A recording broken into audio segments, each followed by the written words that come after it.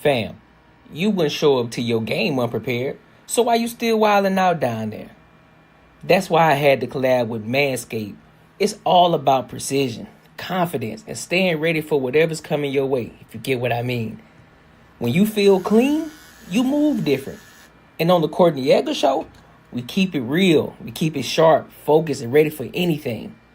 Now, I ain't gonna steer you wrong, so you gotta make sure you hit the link below. The link is gonna be in the description as well as pinned in the chat. And look, get your Manscaped kit right now and stop showing up to life unprepared. Now let's get into it. Welcome to the Courtnee Edgar Show. Yo, what up? What up? What up? Welcome to another show, one of the dopest shows on YouTube, where we talk about everything under the sun as long as we get back to the money, real conversations, and real solutions. I'm your host, Courtnee Edgar.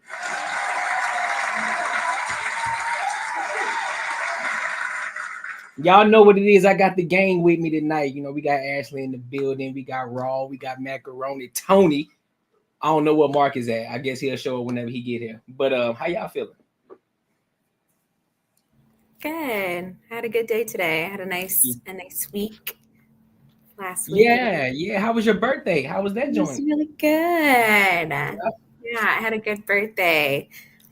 I know. I saw you bought your new whip too, huh? No, I'm really excited.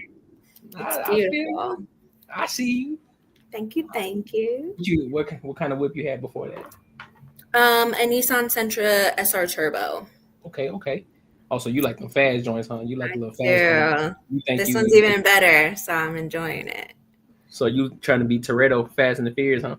A little. I just really like driving in the mountains. I think it's fun. So I feel that. Hondas, they hit the corners really nice. So I'm enjoying it. I feel that. Raw Mac, how y'all feeling? I'm Gucci, bro. I'm just struggle streaming. Per you. I'll be. My camera will be straight up in a little bit. You feel me? I got you. All right. So look, before we get started, make sure y'all like, comment, and subscribe for the algorithm, and make sure you hit the bell notification, and make sure you share with your family and your friends. Get them over here and run up these numbers for the Banter and Barter Show.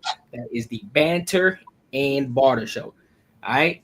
So let's go ahead and hit the first topic of the night. We got this icebreaker. Ross sent this one.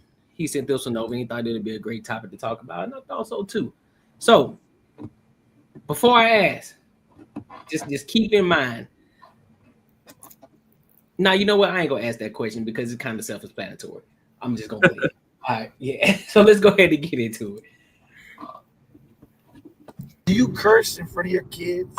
So we had this conversation yesterday, me, my partner, and my sales rep, right? And I had brought my kids around them this weekend. And he was like, bro, that's crazy how you talk to your kids. Mind you, my son is 8, my daughter's 14. And I'm like, what you mean crazy? What'd I say? He goes like, your son fell and you told him not to be a bitch. I'm like, yeah, what I was supposed to say? He goes, I don't know, maybe just go pick him up and hug him and say it'll be all right, sport. I'm like, what the fuck? I'm not trying to raise a bitch, so I ain't gonna do bitch man shit. What the fuck is wrong with you? Right? Like, you know, my son fell off the dirt bike. And he getting up and his lip quivering a little bit. I'm like, yo, don't be a bitch, bro. Don't be no bitch. Stand tall. You a man. You a man. You hurt? It's okay to drop a couple tears, right? But we not finna huff and puff. Do you want to ride again? Yup. Just give me a second, Dad. He caught his breath. He got right back on that shit, right? My daughter, I don't really curse at her because she's a girl and it's weird. You know what I'm saying? So she's exclusionary from this. I curse in front of her, but I don't curse at her, right? I can't be like, yo, don't be a bitch. Like, that's weird. You don't say that to a girl. You only say that to a man, right? I want my son to be an alpha male. I want him to be a positive role model for his son. I want him to work hard. I want him to be stoic. I want him to take care of his family. You know, I don't want a beta male as a son. And if that's who he turns out to be in life, that whatever, that's fine. But it's not going to be because I was old punk ass, soft ass, bitch ass daddy, right? I see a lot of these bitch ass daddies and I'm like, bruh. So back to what I was saying, they don't curse at their kids. They won't tell their kids they don't be a bitch. And I'm like, yo, that's cool, right? Whatever. right? And then my partner was like, yeah, man, you know, I want my son, he's big into film, to come record you all day for our media channels. And I'm like, yo, tell the little nigga to come.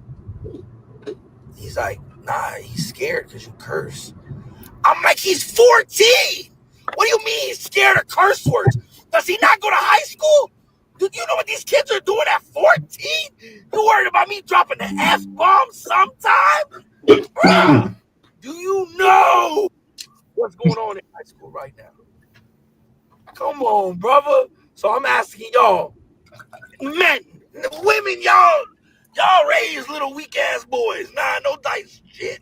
I'm talking to the fellas, the present daddies, the dads who pick their boys up and work on cars together, the dad who takes their son to the boxing gym and boxes with their son, the dad who's riding dirt bikes with their son or playing pop one of football and basketball and baseball. Cause and daddy who don't curse at his son and be like, yo, don't be a bitch, get up, do it again. I bet his son don't play damn sport, can't damn push up. He old little weak ass, fairy dust face head ass jit. So, what are y'all thoughts? And because I'm gonna let Ashley go first on this, and since because he said that he don't want women to talk about it, I want Ashley to give her thoughts on this. From what he said, I don't have a problem with this. I like the fact that he dropped his voice when he was talking about his daughter and how he doesn't talk to her like that. So I can respect that. So I support per exactly how he said it. I don't like the whole, like, you know, fuckers and fuck you and you're a bitch, and like not like that, but like don't be a bitch to like get him. And he said like tears can drop on his face, but like to get up, that part's fine. As long as we're not hiding emotions, we're just like we're moving through them. Absolutely. Support it. Yeah. Marcus, Like he's a good dad. Yeah, I 100% agree with it. It's this is on a little bit different end from same concept, but like my friends, I don't know. Courtney probably one knows me like in my personal life. I curse every other word. I always curse. Like that's just how I talk. And I do have some friends who are like, yo, hey, just keep it down a little bit. You know, like stop cursing. You know, I'm like, what? The way I grew up is more of a, you know, the hierarchy. You know what's up. And my dad just say, if he knows how to curse, he knows not how to curse. So like the whole thing of you cursing around your kids gonna make them curse at school and all the other shit like that. That's kind of the wrong way to look at it. Like, yeah, you go ahead and do it. You're gonna get in trouble. You can't do exactly what I do. Like I'm a grown up. So that I think at some point that teaches them like hierarchy, and even in their later life, like for teachers and, you know, anyone who have authority over them. A lot of times you get these kids who think they're equal to everybody. They always want to argue with everybody. So no one, there's no hierarchy. So I think this is one thing that does teach kids, you know, there is a hierarchy. I can do some shit you can't do. And a lot of times at a young age, they learn it. So, but yeah, I 100% agree. Like I wouldn't tiptoe around my kids. There'd be no way I would do that. All right. Rob, what you got? Shit, I'm all for it. Shit. It's character development. You see, like, even when I first moved into my neighborhood, right? I had a neighbor that was across the street. I think she renting the house out now because she had moved out. But I was in my garage one time, and mind you, I got my own kids. Right. You know, I'm playing my music, so you might hear a little YG, bitch, nigga, hoe, nigga, whatever, you know, just whatever the fuck the shit is on the joint. Right. So her son riding his bike, he in the street riding the bike, like little bicycle. I'm like, all right, like whatever. He go back and forth a couple times. Then all of a sudden, he on the sidewalk. Mind you, it's a neighbor that live across the street. So he come back one time. He on the sidewalk on my side of the street. He slow down by my driveway.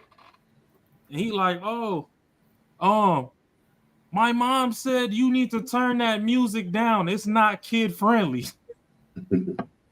I was like, bitch, go tell your mama the world ain't kid friendly. Nobody give a fuck about that shit. Like, it's your mama job to parent your ass, not mine. Give a fuck. Like, I'm real life, motherfucker.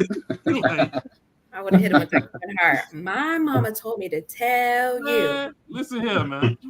Fuck you and your mama.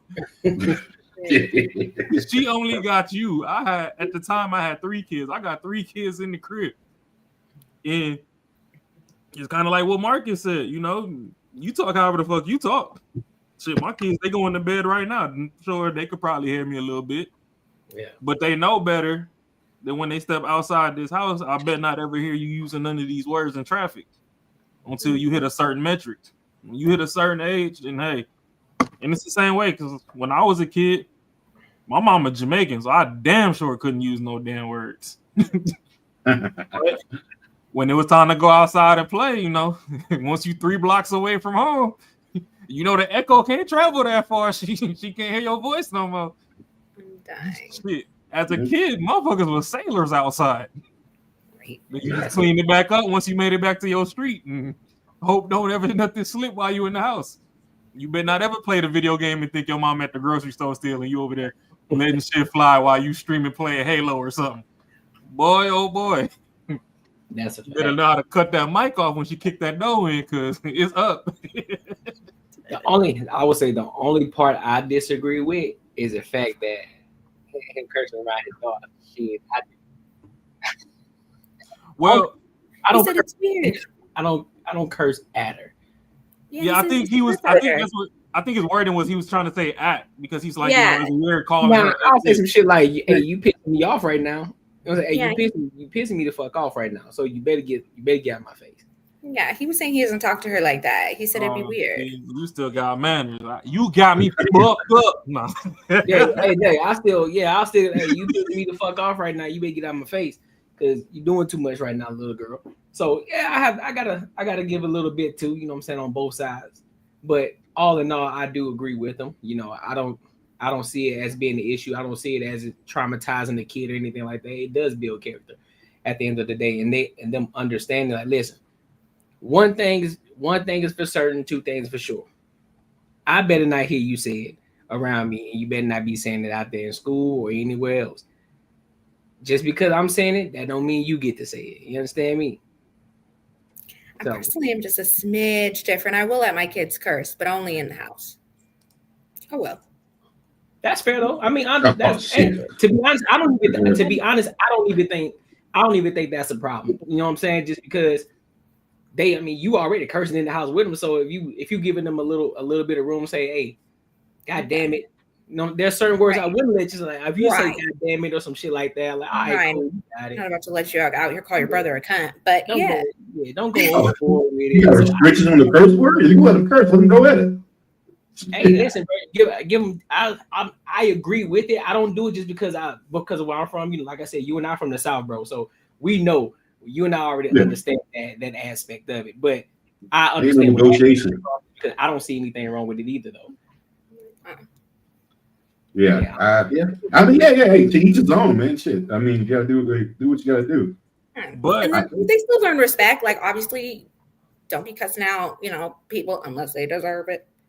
But outside of that, see, you can't do that though. Unless they deserve it? No, because that'll also teach my child to stand up for themselves. Because what I won't do is just because you think that you're an adult, you're going to talk to my child crazy. Nah. That's what I think that's where it goes wrong right there. My kids can talk to you crazy, but there'll be balances, of course. Like, I'm very balanced myself, so I'll also be, teaching them when it's appropriate and when it's not. But we'll start off with no, don't do it, and then we'll move then. Well, you say if adult deserves it. But if adult deserves it, then every adult deserves it. No, because you didn't think that either when you were growing up. You knew not to say it. No, I knew how to say it in front of no adults. It didn't matter what the fuck they did. But you knew too. Also, you would know how to differentiate. From an adult and a kid, But like if you tell me at that point, now it's up to me if they did something wrong enough for me to curse at them. So now it's up to me. Like so. That'll be like a slippery slope right there. I don't know if it'd be.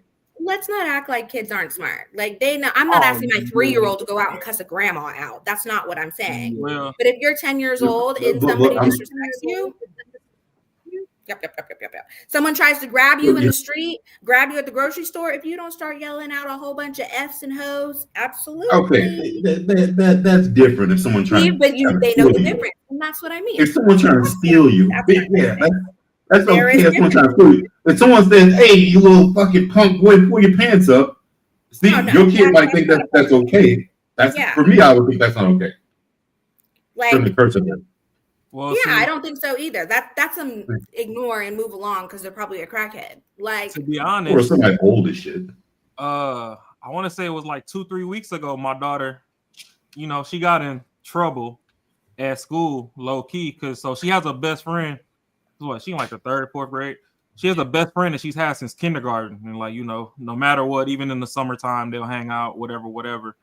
I guess some girl was trying to bully her friend, but that's a friend that if anything was ever happened to that girl's parents or whatever, that's pretty much my kid now. Like they that close. Right. So she treated him like a sibling. I guess this kid was trying to bully her friend, and she stood up for her friend. But somewhere within there, she got real frustrated. She was like, "Yo, you gotta quit acting like a bitch." She straight, but given the context around it, right? I'm like, shit. I don't see no wrong, because my problem is a lot of people grow up and act like they was never fucking kids before. I'm not gonna, have my kids feeling like they're in prison. Like I did tell her, like, that's not the kind of language to use, and she did get called up to the office and had to spend the rest of the day up front, but it was more so because they didn't want to make her look as if she's above the law. Because even when I got the phone call, it's like, "Oh, your daughter's up here with me, but don't worry, she told me everything. She said what happened." I'm like, "Yeah, I just teach my kids to communicate, respect the grown-ups that are around. If you can make it to an adult and something's going on, try and get there first instead of escalating stuff, because you don't want to be in a he said, she said." But at the same time, if somebody's starting something with you and you done already told the authorities and they didn't take any action, hey, fuck it, I got you on the back end. So she stood up for her friend. All that went down. She came home. We took a walk. I got the story from her. I didn't necessarily see no wrong. I told her, I was like, "Hey, next time when we get frustrated, we can fine tune our language. Like, you don't got to use language that you hear your mama, your daddy, grannies, aunties, uncles saying. Like, there's other words in your age bracket you could have used.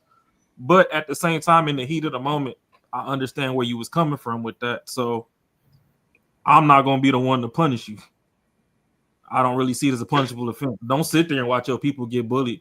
And damn sure don't let your siblings get bullied. And that goes for all my kids. Like, I don't care if you the youngest. If something happening to the oldest, get in there, get busy. I could figure the rest of it out on the back end. But, don't tell me that something happened and one of y'all ain't make it home, but the other one of you was just standing around. Right. Like, yeah, no. Because either way it go, I'm probably spaz regardless if something happens to my kids. But I need to know that you still stood on business to whatever degree you could in the heat of the moment till I get there. So all I'm saying is I was letting them curse words fly as a kid. From the ages to 9, 10, 11. Yeah, like a sailor. I'm talking about it don't even make sense when you curse. Like, you don't even sound right cursing. That's just how much we were just trying to curse in the streets. In the summertime all day, ain't no parents around, looking around. Oh, them hoes finna start flying. But all I know is the day my mama find this pod, it's over with. I'm finna get a whooping over the phone. Mm-hmm. Oh, my mom done already saw it. All shit. Hear all that stuff you talk about women. Listen, my mom done already saw it. You didn't already saw mom just pop up in here. And you say that until she calls you. I still don't give a damn. This on record. And you're gonna tell her that exactly? Respectfully. Right, there we go. That's all I'm saying.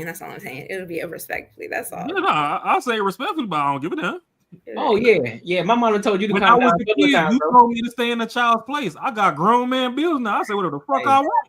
Listen, bro, when I tell you, my mom's old school, bro. She done told you to calm down. She done told me to calm down. She like, there's a lot of F-bombs being dropped. And I said, hey, listen, Ma, you gotta relax. Can't be watching my show. She already knows. She already understood this time. She know what it is now. So she just be chilling. Well, my mom, one of the people, she call your phone, and I feel like she spent 85% of her time like she in the CIA. She trying to investigate the background. What's all that noise over there, baby? Who's that? Why are they cussing? Ooh, is that a girl? Is that a woman? She got a potty mouth. Mama, don't worry about what's going on over here. You call me. You don't even know these people. I can make up a name and you still don't know who it is. So yeah. You asking me like you gonna know who that is. Like, don't even worry about that. Man, you ain't never met these people. I ain't in no pictures with them. Why are you worried about my background? You checking on me. I just started cursing around my mom probably last year. Oh nah, see, I probably I still don't. She got to catch me on camera cursing. I still can't do it in front of them though. My sister opened it up because I would never. My sister, you know, when they're younger, they're just a little bit more razzle dazzle. Yeah. And so she softened them up, and so now I do. But my partner, I can't do it in front of that for y'all, boy. I can't do it in front of catch me on screen with a knot on my head. It's probably because I'd have forgot she was in arm's reach and said something. I'm still not as much of a potty mouth, but I definitely drop it. Sometimes I'll be like, "Excuse my language, mom," and then I'll give all of my curse words in my story. Go ahead and so I set it up. But damn.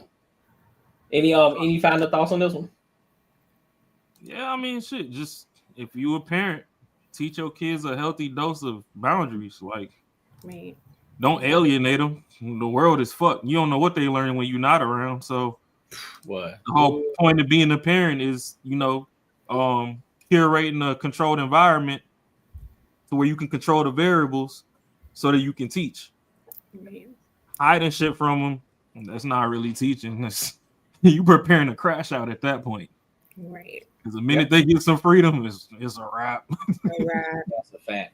Yeah. Then if you teach them lessons in a real life situation, you even make it real life. I got this little pet peeve of mine. I was at the store the other day, and this dude, he was doing the right thing with his kids. Had 3 kids, and he was having them like pay for their stuff, whatever. And I'm behind him, and I'm all like, I would 100% been fine with that. But the motherfucker didn't say shit to me. He should have been like, "Hey man, I'm just doing some of my kids real quick.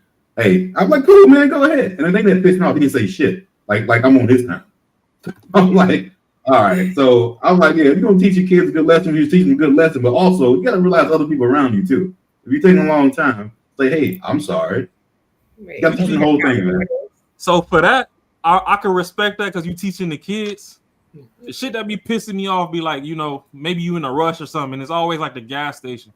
You in a rush, you just need like 20 on 5 real quick so you can just get in and out back of traffic. You got that one bitch ass motherfucker buying fucking lottery tickets. So damn well you ain't won. You had bad luck your whole life. Scratching at the counter. You went to bed and was gambling in your dream and lost your house. Nigga, you shouldn't be gambling in real life. Put it down. Just go clock it. That's it. Just go and give it up, bro. Like you've been doing this for 20 years, ain't nothing happened yet. Like, go and give it up, big dog. Or the cashier having a conversation, look like you bothered him. Crazy. Yeah. But listen, make sure y'all like, comment, and subscribe for the algorithm, and make sure you hit the bell notification. All right, so let's go to this next topic here. Oh, you got something? Oh, you okay. Cool. So let's go to this next topic real quick on insecurities. So ours truly, Ashley, she sent this one to me. She said she thought this would be a great topic for us to talk about. I said, you know what? It does sound like a great topic to talk about because it's 8 at the table. Mm-hmm. They always talking over there. There's got some crazy people in the comments.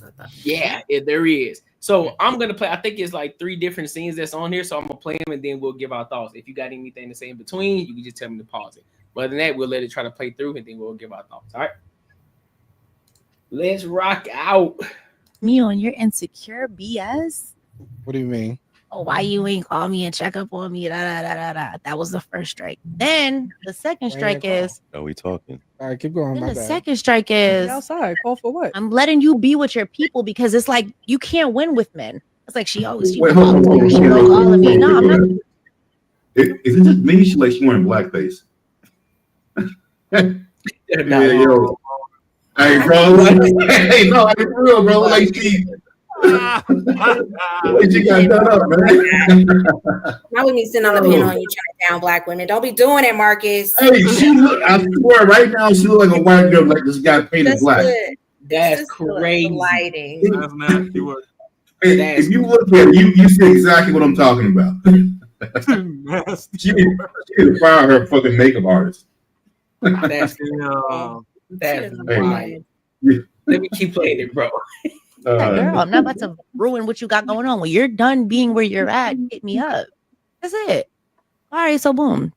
Then I'm like, dang, I've been sitting in the house chilling, rotting, not doing anything. You the only person I talk to. One day.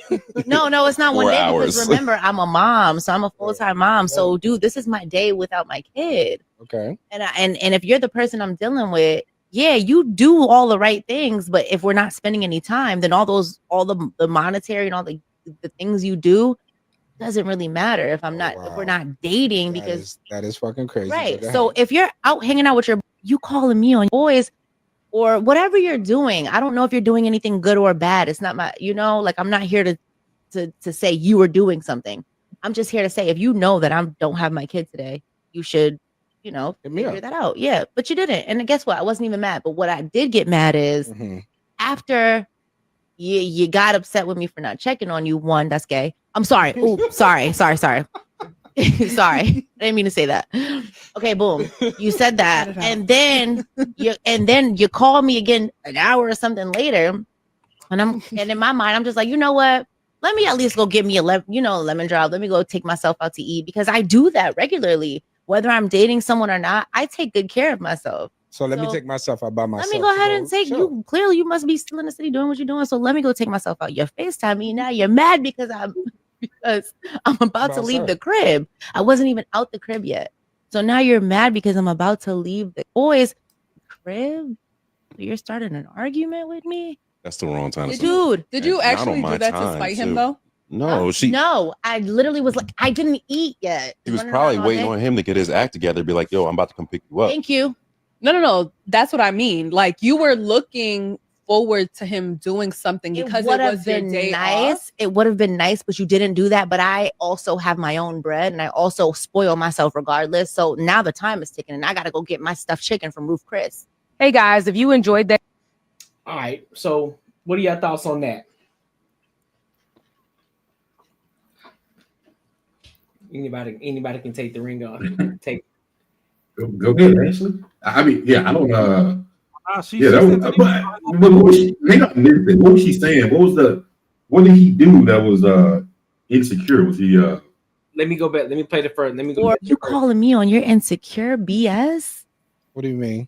Oh, why you ain't call me and check up on me? That was the first strike. Then the second strike is. Oh, we talking. All right, keep going. Then the second strike is outside. Call for what? I'm letting you be with your people because it's like you can't win with men. It's like she up here, she go calling me. No, I'm not that girl. I'm not about to ruin what you got going on. When you're done being where you're at, hit me up. That's it. All right, so boom. Then I'm like, dang, I've been sitting in the house chilling, rotting, not doing anything. You the only person I talk to. 1 day.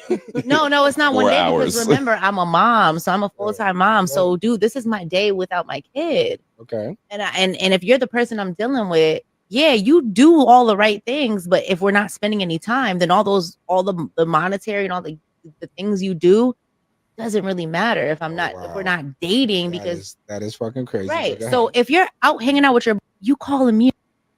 So that's pretty much what she was saying from the jump. So he didn't call her like she didn't call him like checking up on him while he was out with his friends.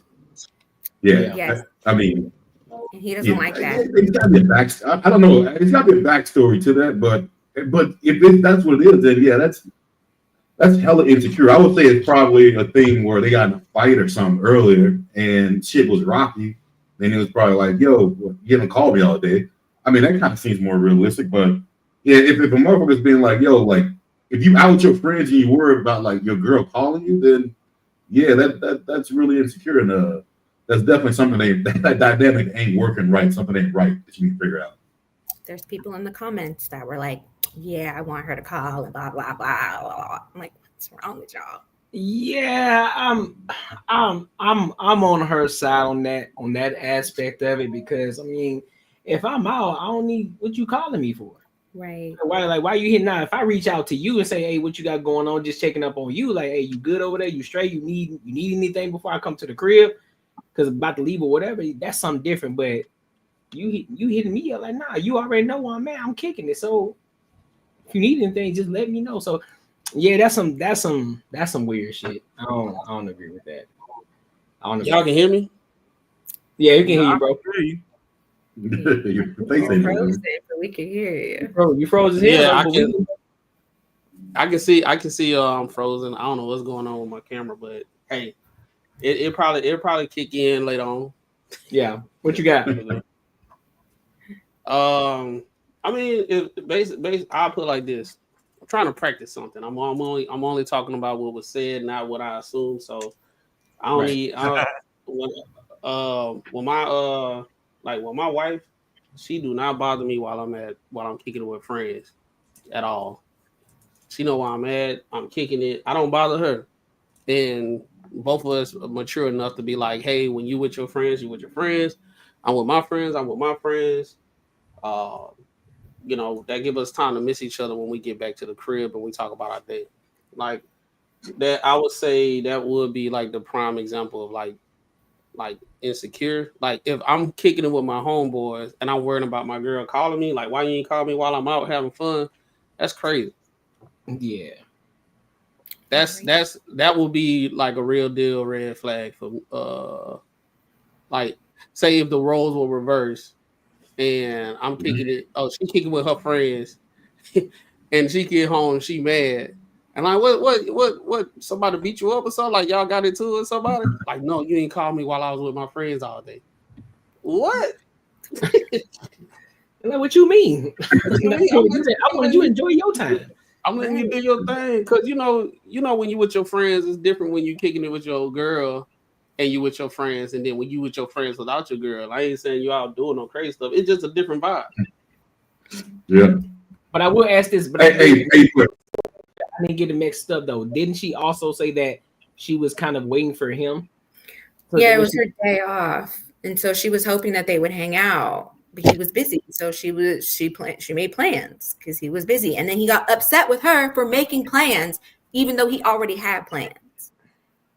Crazy. Yeah. Have y'all ever been in a situation like this where you were the dude that was insecure? Like that? No. I've been in that situation. I've been in that situation before. I try to avoid them, but yeah. But this is the thing though. Like that's what I'm saying. All girls ain't too far off. It was with a girl like with her type of attitude, like the way she kind of way she moves, like kind of like like real hella independent. When it was cool, when she was cool, it was cool. But when it wasn't, bro, it was it kind of fucked you up. So. I think if you're young, you might go through shit like this, and this would be the kind of type of person I would like fucking run away from. So, but yeah, I've been there too. I understand. Yeah, now that I think about it, I agree. Yeah, in the younger stages, yeah, I'm pretty sure that I probably come across somebody like that before. Yeah, I've been at my ex in college was like that. She wasn't used to having like. Damn, that's crazy. Not in drop off. You go on that and click. The camera said tenderism. Boy, it fell off the ball. I do think it is hard for men when I date that, because I don't consider myself independent in the sense of like I don't want a man or that I don't like cater to my man and we have like a thing, but I don't need a man. And I find that is a struggle for men as of in my older years. Like men realize that I don't need them. So I do stupid shit to like make y'all feel like I need you, but like I don't, but I want you, so, yes, let's hang out. Let's go do dates and things like that. But no, I built my whole life for myself. I just want an inclusion of a man. I don't need one though. Well, that's what men do to y'all, right? What? That's what men. They do it to appease their emotions. They say, okay, well, they do this little extra shit just to make y'all feel good. They don't really care to do it.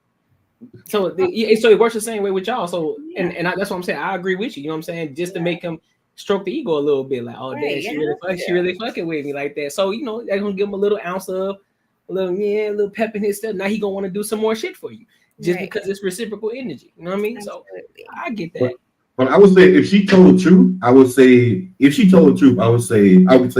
99% chance she was checked out. like she didn't want. She was just going through the motions. Like she was pretty much checked out. Some other people said that in the comments, and I disagree.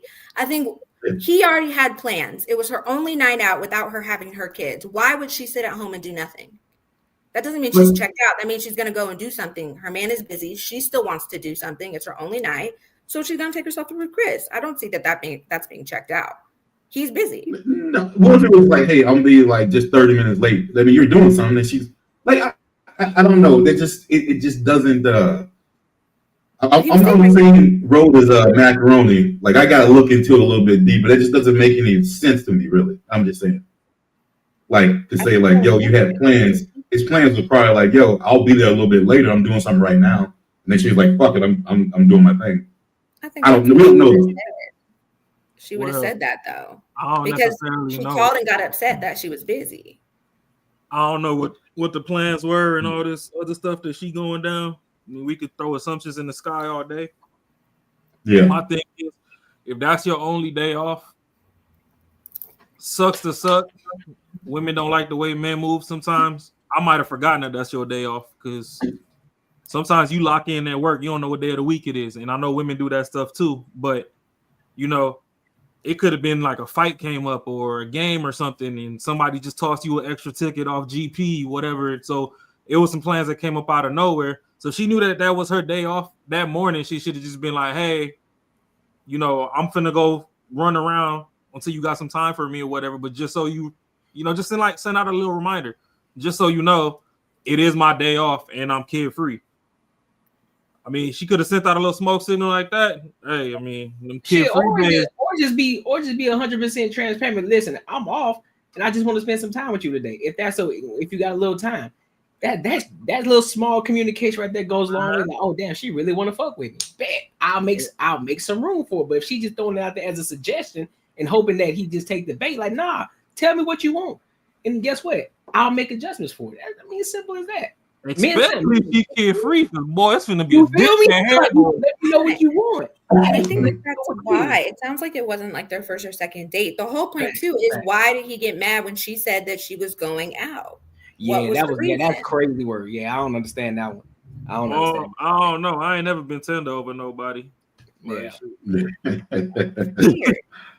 If you want to go. Small conversation. You know right from wrong. So if you do some wrong shit and it get back to me, deuces. Your best friend been trying to holler at me anyway. She been side-eyeing me. What? If we gonna hurt together, baby. Crazy. I'm so you gonna hurt me now. I'm gonna be ass out. Hell no. My best friend would never. She wouldn't be your best friend no more. Yeah, I've known her since I was young as fuck. She would never do some shit like that, but that's why. The cost of living going up. Don't say never. No. My circle is small though. I've kept them since I was young, like all my best friends. So no, that's what's up though. I'm very social, but the locked in, real small. Because I don't play those weird games. I don't like that weirdo stuff. Hey, I'm just saying, you might still have, that MySpace top 8. Somebody going. I'm 4. I've got 4 best friends. That's it. It could still hit close to home. It ain't gotta be the best friend. There's a lot of best friends. It could have been the best friend that's on the pip. I might be the one fuck around getting fired. Yes. And if my man is so easily swayed, I don't want his ass either. Wait, you fired me, so I gotta take somebody from the company with me. That's just crazy. Yeah, we finna go start this new company over here. I know how everything works now, so we good. That is crazy. I'm about to fuck this whole up before I leave. Y'all are a little weird about that. Like, you guys don't mind sharing. I think that's crazy. No, hold on. What you mean? Nope. Shit. No, y'all will F the homies girl. Nah. Switch up, sleep with the homies ex-girlfriend. I'm not doing that. I'm not doing that. I think you misheard it. That's them pillow. No, that's them pillow talkers. See, the ones who understand real man code, we don't do that. We don't do that. Shit. I don't do that. But I mean, even to your point though, if you dating somebody and then his main best friend if me and Courtney go back to 3 years old from the sandbox, and me and you talking, and Courtney trying to get at you, he knows something you don't know. You not my man. That's why he out. Yeah, I mean, he trying to get a little piece of something, but he also trying to save you from devastation down the road. Because right. I mean, we all know that. Well, at least the ones that but know even that. within the code though, like even if a dude gonna talk to the homies chick or whatever, he don't never hone in on his homies like main chick. Yeah, that is very but true. But if you got a roster and you getting hollered at, it might be time for you to reevaluate your position on the roster because it's a reason he's coming at you so strong. Because they probably already had the conversation already. That's for why sure. Had to talk already. Yeah. You ain't talking about that. What you talking about, man? You say shit. You say, please take her off my hands. What you doing? What's she talking about? Like, don't get me wrong. There's still some dog ass motherfuckers that just don't give a fuck. Yeah. I met those but too. Like, let's say he got 8 friends and 6 or 7 out of the 8 is just on your top heavy. You're not the only one. Well, what if you choose one? That shit go ahead, run off to the sunset. I probably already told him to take you off my hands. Oh, you're talking about one already met. I get what you're saying. Yeah. Oh no, for sure. I'm not a homie hopper. I've only done that one time, and I don't want to ever do it again. That was crazy. It ain't hopping. You've been auctioned off. No, I wasn't. I know that I wasn't, but yes. Shit. Once I don't oil you down with fucking heat and massage oil and shit, whatever he want to do, I don't give a fuck no more.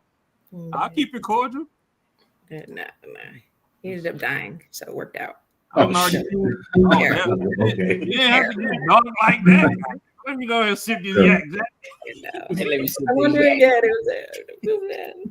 If you want to upset myself in heaven, it's fine. So what? You gonna go beat him up in the afterlife? You like, why the fuck you leave me there?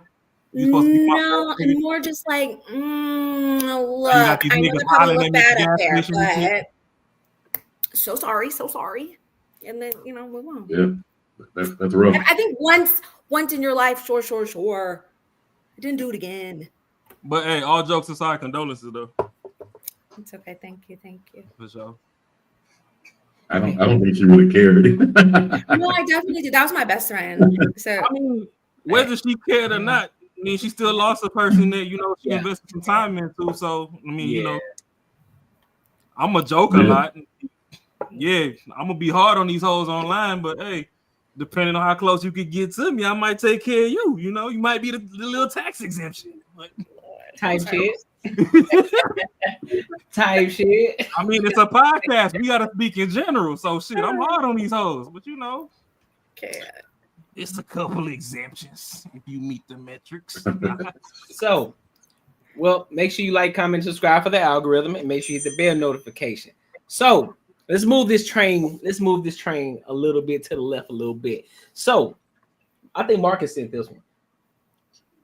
So apparently, this man and this woman has been married for about 6 years. Yeah. Come to find out, all the kids ain't his. Oh, yeah. That's a travesty right there. You hear me? So I'm erasing family trees, bro. Right, I'm telling you. So now I'm going to play the video, and then we'll give our thoughts on it because this shit is wild. I told you I was sorry. Mistakes happened. But this man discovers children are not his after 6 years. Confrontation erupts on Thanksgiving. A man discovered that the 3 children he had raised for 6 years. Did I hear correctly? What part? This bitch said, "I told you I am sorry." Mistakes? Yeah. You heard that. Yeah, you heard that correctly. All right, go ahead, right. I'll tell you to play mistake. Oh, okay. Yeah, you heard it correctly. Parents were not biologically his. The man learned the truth only weeks ago and has been struggling emotionally ever since. He reportedly asked the woman who betrayed him, along with the children, to leave his home while he tried to process everything. However, on Thanksgiving Day, the man's family decided to invite the woman and the children to the holiday gathering without asking him. They believe the kids didn't deserve to be punished and hoped the man would eventually accept them, even if they were not his biological children. When the woman arrived at the house with the children, the man became visibly upset. Witnesses say he rushed to the front door and blocked them from entering. He told his family he felt completely disrespected and said he was not ready to see them, especially after learning the truth so recently. The situation escalated into a heated argument outside the home as relatives tried to calm him down. The woman eventually left with the children after realizing the confrontation would only get worse. Someone defending the man's reaction and others saying the children should not be caught in the middle. What do you think? Oh shit! Who wanted to take this one? Hey, I'll go first. Okay. Yo, that is diabolical. Fucked up. His family did that shit, and you know it's had to be the cousins and all other shit like the women. Ain't no way some other dude would do that because I think only men will understand how fucked up that would be on that level. Women would never know that situation. Like it's not impossible. We're the only ones that would know that. But like, at this point, it really has nothing to do with the kids. At this point, those are her kids, but it has nothing to do with the kids. It's just a disrespect that her family didn't give a fuck about how he felt about the situation. He's going through it. That's one thing I hate about how some people want to jump into your shit, and just because they're on the outside, they think they know better versus them, the person that's actually going through the shit, and think they have better judgment on what should happen. So I think that's totally fucked up. I would definitely not talk to I'll have words out to my family for sure if they thought that was going to end any kind of way right. I mean, because in their eyes he's the bad one, but no, I mean that's just jacked up, bro. Like, I mean, even at the end of the day, even with the kid's gonna be fucked up, but that's their mama's fault. That's not his. So yeah, I think it's totally fucked up. The only part I gotta say, and it's just because I got a soft spot for kids, I wouldn't do it in front of the little ones. Fuck them kids. The fuck I mean,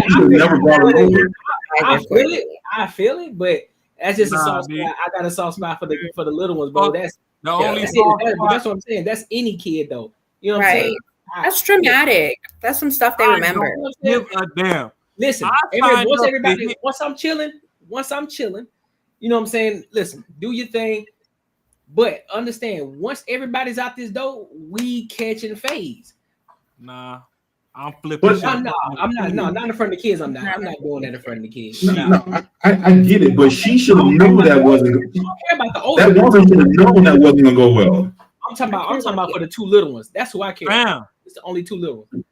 Six kids, baby. Not all of them. Some of those are still his kids. I don't give a fuck.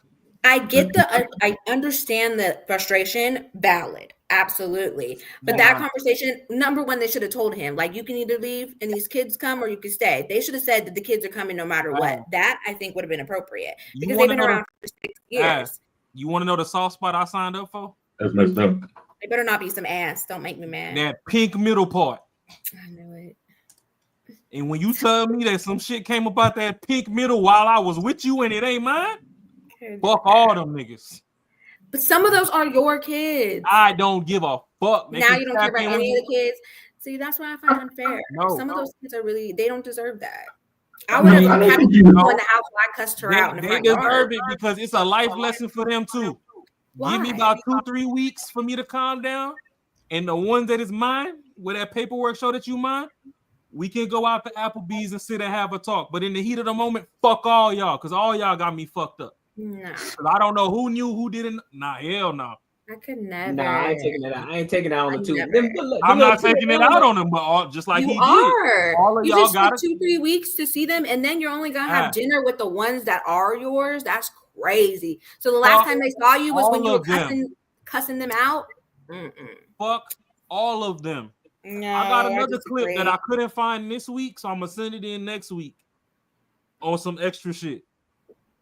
We gonna cover that next week, hopefully, depending on how far the other clips is that we send in. But right now, just like Buddy did, hey, respectfully, I need to clear my mind. All of y'all gotta go. Now, his family, I don't know what the fuck y'all know and what y'all didn't know, but y'all invited this dumb nappy head bitch back over here while I'm still trying to figure shit out. At this point, these is your kids. I don't know who's mine and who's not. So fuck all of y'all right now. I need to fucking process. I don't want to give thanks with your lying ass. Yeah, she shouldn't have been there. She should have No, I known would have that. just dropped the kids off. I mean, I would never be in that situation, but I would drop the kids off. All of y'all niggas can eat turkey Lunchables for Thanksgiving until I figure this shit the fuck out. I don't want to see you right now. I'm sorry, not sorry. These niggas gotta understand, just like I said on the first. She look about 3. Talk about understand. What? That little baby looks about 3. What do you mean understand? All she knows is daddy's losing her shit and that she hasn't seen him in weeks. Which one? The one that's been the little one in the red. She little. Oh, I yeah, don't care. You was giving me that solid. pussy every week. You was out here getting nutted in by other people. I don't care right now. Yeah, fuck I'm not all doing of y'all. Yeah, I ain't doing that. See, we don't know if that's even one of the kids. Man, shit. Listen. I don't care about the one in the black, and I don't care about the other little one with the lip gloss on. The boy with the lip gloss on. I don't care about them. I'm pretty sure that's he definitely got lip gloss on. That's Vaseline. Nah, hell, that shit too shiny. He's like, yo, that's the one that's not mine. Yeah, but the one in the pink and the one in the red, nah, I can't do that in front of them. Fuck that little George Jefferson looking ass nigga. Get the fuck out of here. I ain't doing that. I ain't doing that. Talk about people's kids. I ain't doing that. Don't talk about people's kids. That's crazy. Why? What do you mean? Why?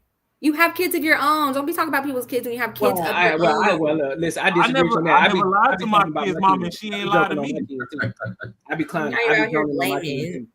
Talk about people's kids. Calm down. I be mad at her. You can call her a whole bunch of bitches and hoes. No. Ash, I'm sorry, but all bets is off when she started lying to the motherfucker that was supposed to be providing and protecting for her ass.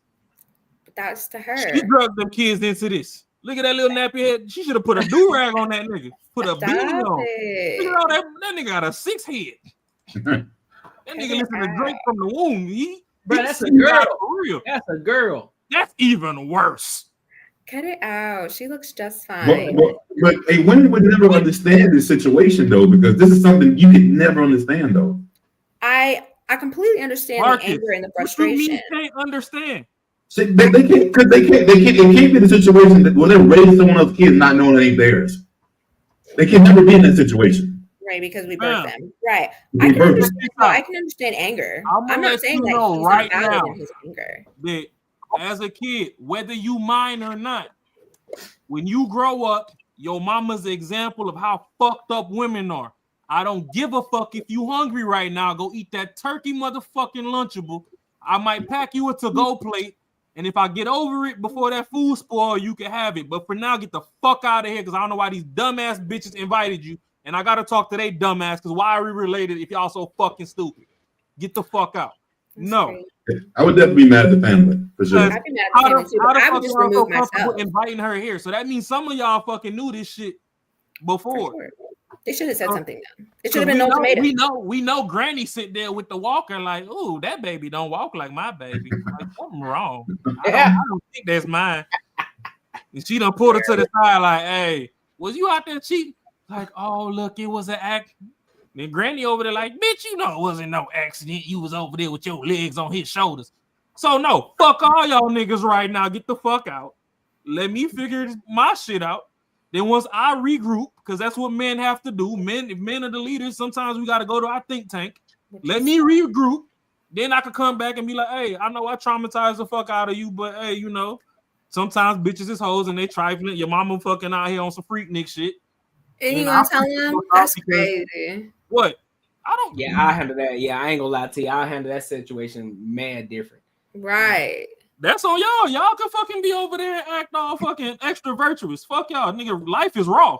This nigga said virtuous. But ain't nobody gonna be acting virtuous. Y'all niggas want to be freaking. Kids on some grown up BS. We virtuous. Hey, baby, I know you cheated on me, and I don't know which one of these 6 is mine, but we gonna get you a little coach purse. Let's go. I ain't gonna even be in the room. You lucky I ain't put your head between the washer and dry. All I know is I'm bringing everybody who I know everybody that I know who is involved in the situation, I'm bringing them to the room one by one. We finna get paid, but I'm not finna do it, and that's on the straight up because I'm not finna do it in front of the two little ones. I'm not doing it. Right. I don't want them to see that. They don't need to see that. Man, that little one trying to grow here. They already got enough to think about. Fuck them kids. Nah, fuck that. I ain't gonna be the reason that they get tried. Nah, I'm gonna handle it different. If you don't want to feel like gonna get, but here's the thing, years, don't be out here playing with niggas neither. What happened? I said, them little girls, if they don't want to feel like they mama feel in 16 years, don't be out here playing with niggas. Oh my gosh, who hurt you? Uh-oh. Here we go. Who hurt me? Here we go. God gave me the pendulum. I put a hurting on people. What the fuck you mean who hurt me? The who hurt you came out. Shit. Like, relived it. I'm not Diddy. Man, what you got, bro? Because I know you sit over there. You've been over there struggle streaming. What you got, Oh, bro? that camera working. My boy. It's still slow though. So I seen this video before, but how I would go about it, I'll probably just spend Thanksgiving with another family. I'll just let everybody go ahead and do what y'all do since. So you had side bay already lined up? No. I go with one of my homeboys or something like that. I'll spend Thanksgiving with them or something like that. Obviously, I'm y'all blood and all that stuff, and the baby and the chick that cheated on me is more important. So at that point in time, there's a wedge between me and my own family at that point in time. So I'll probably just, because I already know, I don't know how I act if I'm in that situation. I'll feel like I feel betrayed by my own family, and I feel like to me, I feel like that the kid and the one that cheated on me, and that's not my kid, that's more important than how I'm taking the situation at the point in time. So I have to remove myself from that situation and let y'all do what y'all do. And basically, okay, they'll be mad, but at the end of the day, that's some messed up stuff. Y'all supposed to respect him, and y'all supposed to move how he move. If he don't want nothing to do with it, y'all need to stay out the business until it's cleared. No. Right? If he say it's cool and all that type of stuff, fine. But like until then, y'all my family. Y'all know she cheated. It's not my kid. Y'all not supposed to have no contact with that lady whatsoever until stuff the dust settle. So I think the family wrong. I think the woman, she know that that's not his kid and everything. She still showed up. She wrong. She don't have no morals at all. I mean, that's like if the shoe was if the shoe was on the other foot, and I got another chick pregnant, and I brought that kid and my baby mama to her family house, that would look totally crazy. It wouldn't be no kumbaya. Let's all try to savor the situation. It's still a kid and still need a mom and nah. It'll be crazy. You're not finna sit here and cheat on me and have a kid, and I'm thinking that's my kid and it's not mine. And you come over the house and acting like everything good. What I'm going through as a human being, knowing the ultimate disrespect been done to me, and y'all just skip over how I'm feeling about the situation, and y'all just kumbaya. No, this is one of those situations. Life is life. There's consequences to actions, and just because it will feel good to have that kid there, and everybody kumbaya and all that stuff, it don't work like that. She messed up. She cheated. It's not my kid. I need to figure out how I need to deal with this before we move forward with my family. If y'all want to keep on pressing the situation and act like, and y'all want to go along with the get along, I'm good on that. I can't rock with none of y'all because at this point in time, what about another situation might happen where I'm gonna be in need of my, I'm down in the dumps and I need help and everything. Y'all, nah, bro. That's the family messed up. And that baby mama messed up. None of them got no morals. All right, so I got one caveat, right? The only way you gonna get me to not be a little persnickety ass nigga in this situation is, let's say maybe a few days before she actually came to me with the information, and I done told her to fuck off or whatever. But then let's say I did go to Big Mama or whatever, and I was venting. And like, oh, baby, she didn't already tried to come to you. She tried to right her wrongs or whatever. And then in the heat of whatever moment, they decided that the way to get her to make up or whatever was to bring the kids over to the event. I'm going to still be pissed off because I didn't get my cool down period. But the fact that she brought it to me herself, Mm-hmm. and then the family's now trying to play mediator to try and heal because they're like, oh my God, like, yeah, that's extreme. And that's not your biological kid. Ain't nothing you could change. It'll never be your kid or whatever. But,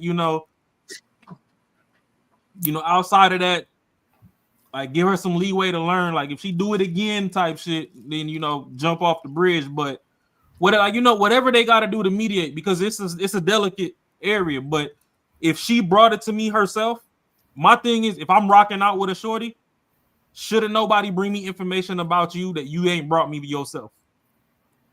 So if I find it out elsewhere before I find it out for you, then I'm gonna have to just go ahead, go in my briefcase, get that can of bitch be gone, spray that shit, and I don't want to see you. Nah, But I disagree, bro. I think, to me, since I am the one that was done wrong, I think everybody should chill out until I say what I gotta say. Until I say, hey, we can move forward with the healing process if I decide to go that way.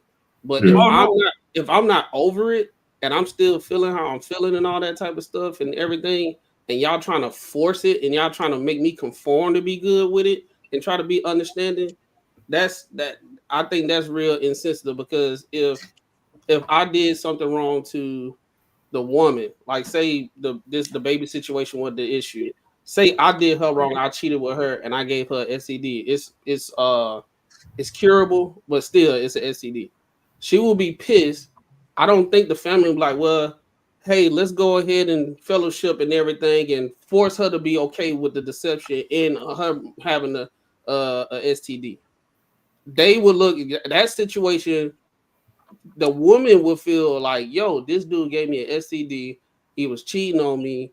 I could have probably had something that wasn't curable, but thank God it wasn't. I need time to decompress this situation. Y'all are forcing me to decompress it and move on just for the sake to go along with the get along. I don't think normally though that would be on the same. I think it's because kids were involved. I think when it's adults to adults, no one gives a fuck. You know what I mean? They'll mediate later, but no one's really in your business. It's 6 years of marriage. They've known this woman for over 6 years if they were married. They have kids together. We don't know which ones, but there are a few of them in there. And so they were like, we've known these babies since she was pregnant, like, and growing. So I think I don't agree that they called without telling him. I would have gave the upfront of like, I'm inviting the babies over. You can stay or you can go. I don't give a fuck. That would have been my go-to. I wouldn't have just had him pop up. Absolutely. Those are babies. That ain't no better. Hey, hold on. So you mean you wouldn't have known this hoe without me? I brought this hoe here. You finna choose over me. I said she don't have to stay, but kids drop the babies off. Absolutely. I don't care about what adults have going on. I will never have a child feeling like they are not loved and respected, no matter what the parents are doing. Bring those babies over. You can go. The babies are coming. I don't care. I don't play about kids. Hold on. See, that's the thing, bro. Like, that's the situation at hand where men's experiences and how they did wrong, how they get done wrong is invalidated. And then when that, like you say, you don't give a fuck about how he feel and everything. Hold on. You don't give a fuck about how he this, what, and there, whatever. The kids come over. And then as time go on and he had to witness his own family not giving a fuck about the situation at hand, it's not his kid. Y'all will be the same one to say who hurt you later on when he has his worldview based off his experience. I had this situation, I felt some type of way, and this and the third. They didn't call me, they showed up just random or whatever.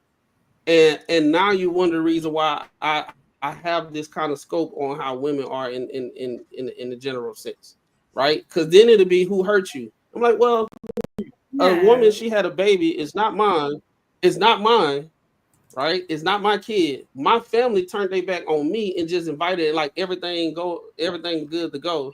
And they rushed my decompression about the situation. And I literally had a woman say, well, I had my sister say, well, they can come on my house. I don't give a fuck. Y'all deal with what y'all got to deal with, but the baby is more important.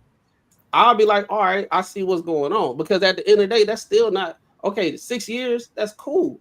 But at the end of the day, That's not his. That's not his kid. We don't it's not a situation where the kid not giving no love or nothing like that. The woman can go to her family and have the kid there because that's her biological kid. She can go to Thanksgiving with her family and everything. We need to go with my family and everything. We got to get this shit settled first. Like, you mean tell me she can't go with her family until we figure this shit out? I hear what you're saying. Your feelings per me, if it was in a situation of like that, and like I said, I would let him know. One day of you feeling that I'm not here for you because I wanted to invite your kids over to something that they're used to doing every Thanksgiving. Not this kid. This is what I'm telling you because you played it out, so I'm playing it out for how I'd move. All right, One day of me. Can I say something before you play it out? Go ahead. So here go my thing, right? In your context that you just spoke of before Matt gave a little eulogy on top of that, right? You said that you not finna play about them kids, right? Right.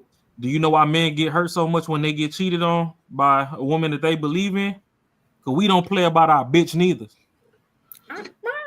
So you played in my face. So right now, you and everything that came out your motherfucking coochie hole or below the belly button, if they got cut out, I don't want to see right now.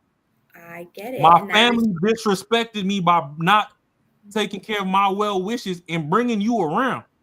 It's nothing personal with those kids, to be honest. It's nothing personal. And I genuinely do not give 3 fucks how they feel. Because even if all 6 of those kids was mine and something happened to where I couldn't provide and we was all out on the street, they gonna still feel like shit regardless because the people that's supposed to be taking care of them got them out on the street. But y'all not on the street. But your mama, this bitch, played in my motherfucking face. Why is this bitch here? Yes, I So hear no, what you're saying. you and everything that came with you got to get the fuck out my face right now. And my family, respectfully and disrespectfully, for y'all going behind my back and not talking to me or trying to come with some logic or whatever, or be a therapist and all this extra shit that y'all be having going on and not coming to me. But y'all went to this bitch and brought her in my face knowing I'm not, I didn't find a grounding with this situation. Fuck all of y'all. All of y'all gotta go. Go take this fucking Thanksgiving dinner to the park. Get you some picnic blankets and Yogi Bear the shit. But right now, get the fuck out of my face. And I don't care how nobody feels, because clearly y'all don't give a fuck how I feel when y'all did this shit behind my back. But go ahead and I feel you. That's what. Well, I do understand what you're saying, and your feelings are valid on some of them. But like I mentioned, I would say something up front, and I understand, because if it was flipped on me or whatever, and my baby daddy had brought over his child and the baby mama and just popped up, and I just found out about it and stuff like that, I'd be hella upset as well. Absolutely. I'd probably exit myself. My family would never do some wild shit like that, but I would exit myself. But like I say, I'm saying the babies have been around. Now, what you're saying, Mac, about like, can she go to her own family? If that was an option, absolutely. I would take them to my own family personally. I would never do something like that, but personally I would. But I'm not about to sit up here for some stuff that I have going on when the family especially asked me to drop the babies off. Like, no, have the kids. I get what y'all are saying. You're going to be upset about it. Sure. They should have said something. But kids don't need to know adult drama. Like, I don't care, whatever it is. They don't need to know. They're babies. And they're babies until they're old enough to understand and recollect to where it's not traumatizing as fuck. Like, I go through a buck ton of therapy. I'm not about to do that shit to my kids. Fuck no, I don't care. No, the thing about it is they don't have to know, right? The issue at hand is, let me ask you a question. Do you think that whole situation would have happened cordially if he was there without the woman knowing? He just said, you know what? I'm going to just chalk it up to the game. I'm going to chill out. I ain't going to say nothing. You don't think the elephant, the tension, and all that stuff will mess up the experience, even with those kids being there? That is a whomever. Even if it was me, those are still my babies. I might be pissed that one of them's not mine, but I raised those motherfuckers. Like, I raised all of them. No. Fuck all y'all. Like, so yeah, I'm mad and I might be a little bit more quiet, but I'm never going to sit up here and not hug my child. I'm never going to sit up here and not kiss my child. Yes. You're sitting over there talking about the text. Your kid comes over here and tries to hug you. You're going to tell me. What you're saying right now is almost be like, almost me saying that I would rather have a natural birth versus, getting a C-section. I can never have a fucking kid. So it's easy for me to say that shit. It's very easy for me to say that shit. I think what you're saying, but the part you're jumping into is that you're jumping, it's all about, it's literally about you. It's not about the dude that's going through it. It's not about the kids. It's how it makes you feel. It makes you feel good to be like, you know what? These kids are going through some fucked up shit. I'm going to be the one that's going to save them, and I'm going to feel great about this. It doesn't matter about nobody else. Because if anybody else is actually going through that situation, they know that their family should have their back during that situation. Of course. So that means you're not calling that girl to bring those kids over. So you're telling me, let me take Courtney, because Courtney's not saying anything and we're semi on the same page about kids. Courtney, your children right now that you have raised from birth, right? You find out some make it BS personal or whatever. It is personal. Those are your children. Those are It's his hypothetical kids. Let's not talk No. about the ones that's here right now. Don't put that smut on their name.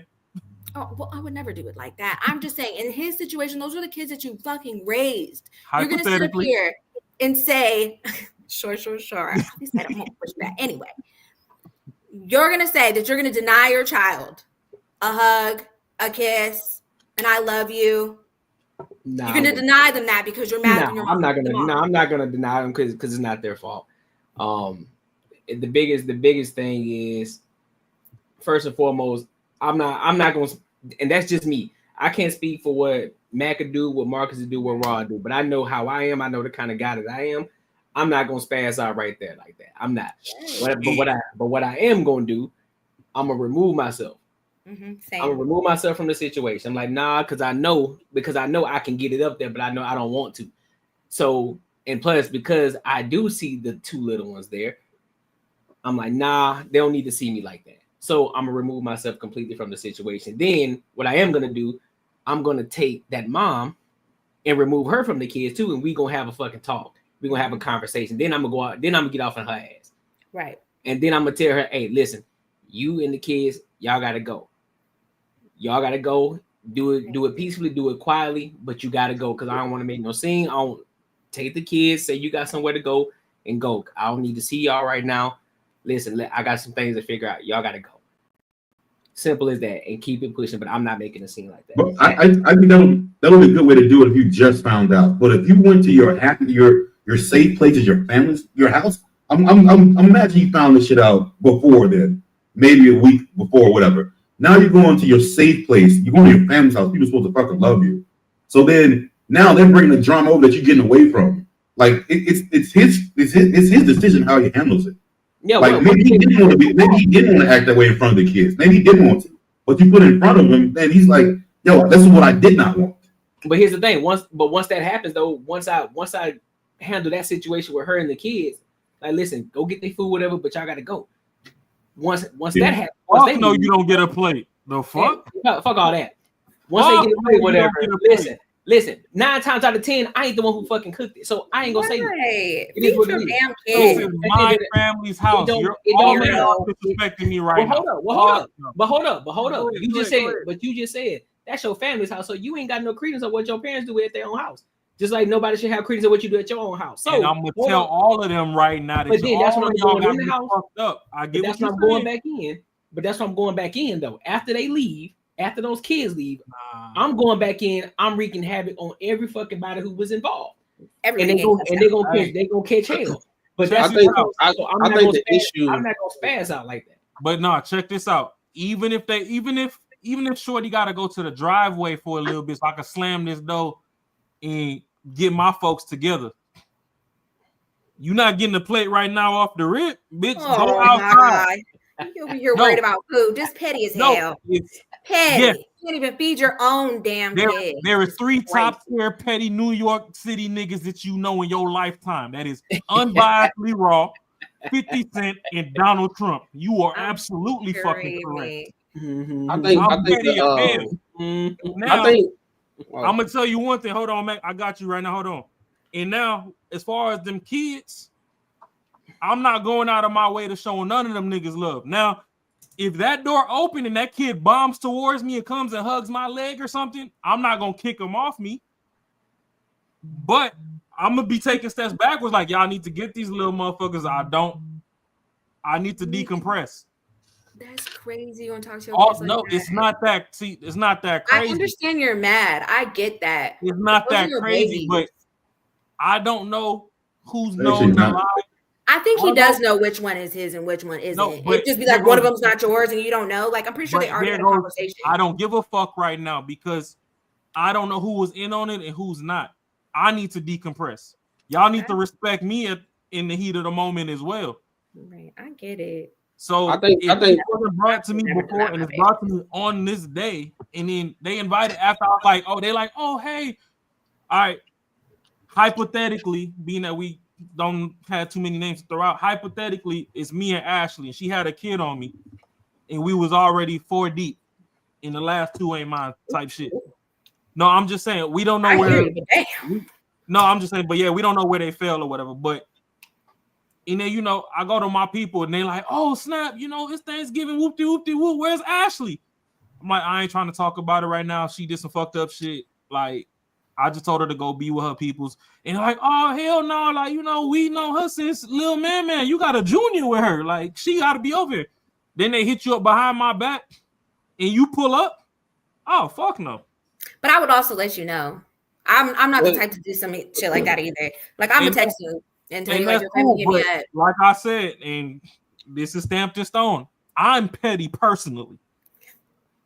So in the heat of the moment, until I gather my bearings, for me, I understand where Courtney's coming from, and it's a noble place. I understand where Mac is coming from. I understand where Mark's coming from. I understand where you coming from.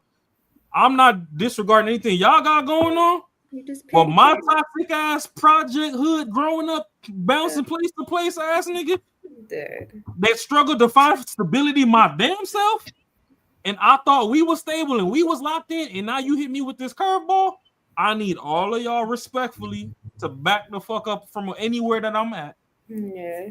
Until I'm grounded enough to come back to you and be like, hey, you know what? All right, bet. I get it.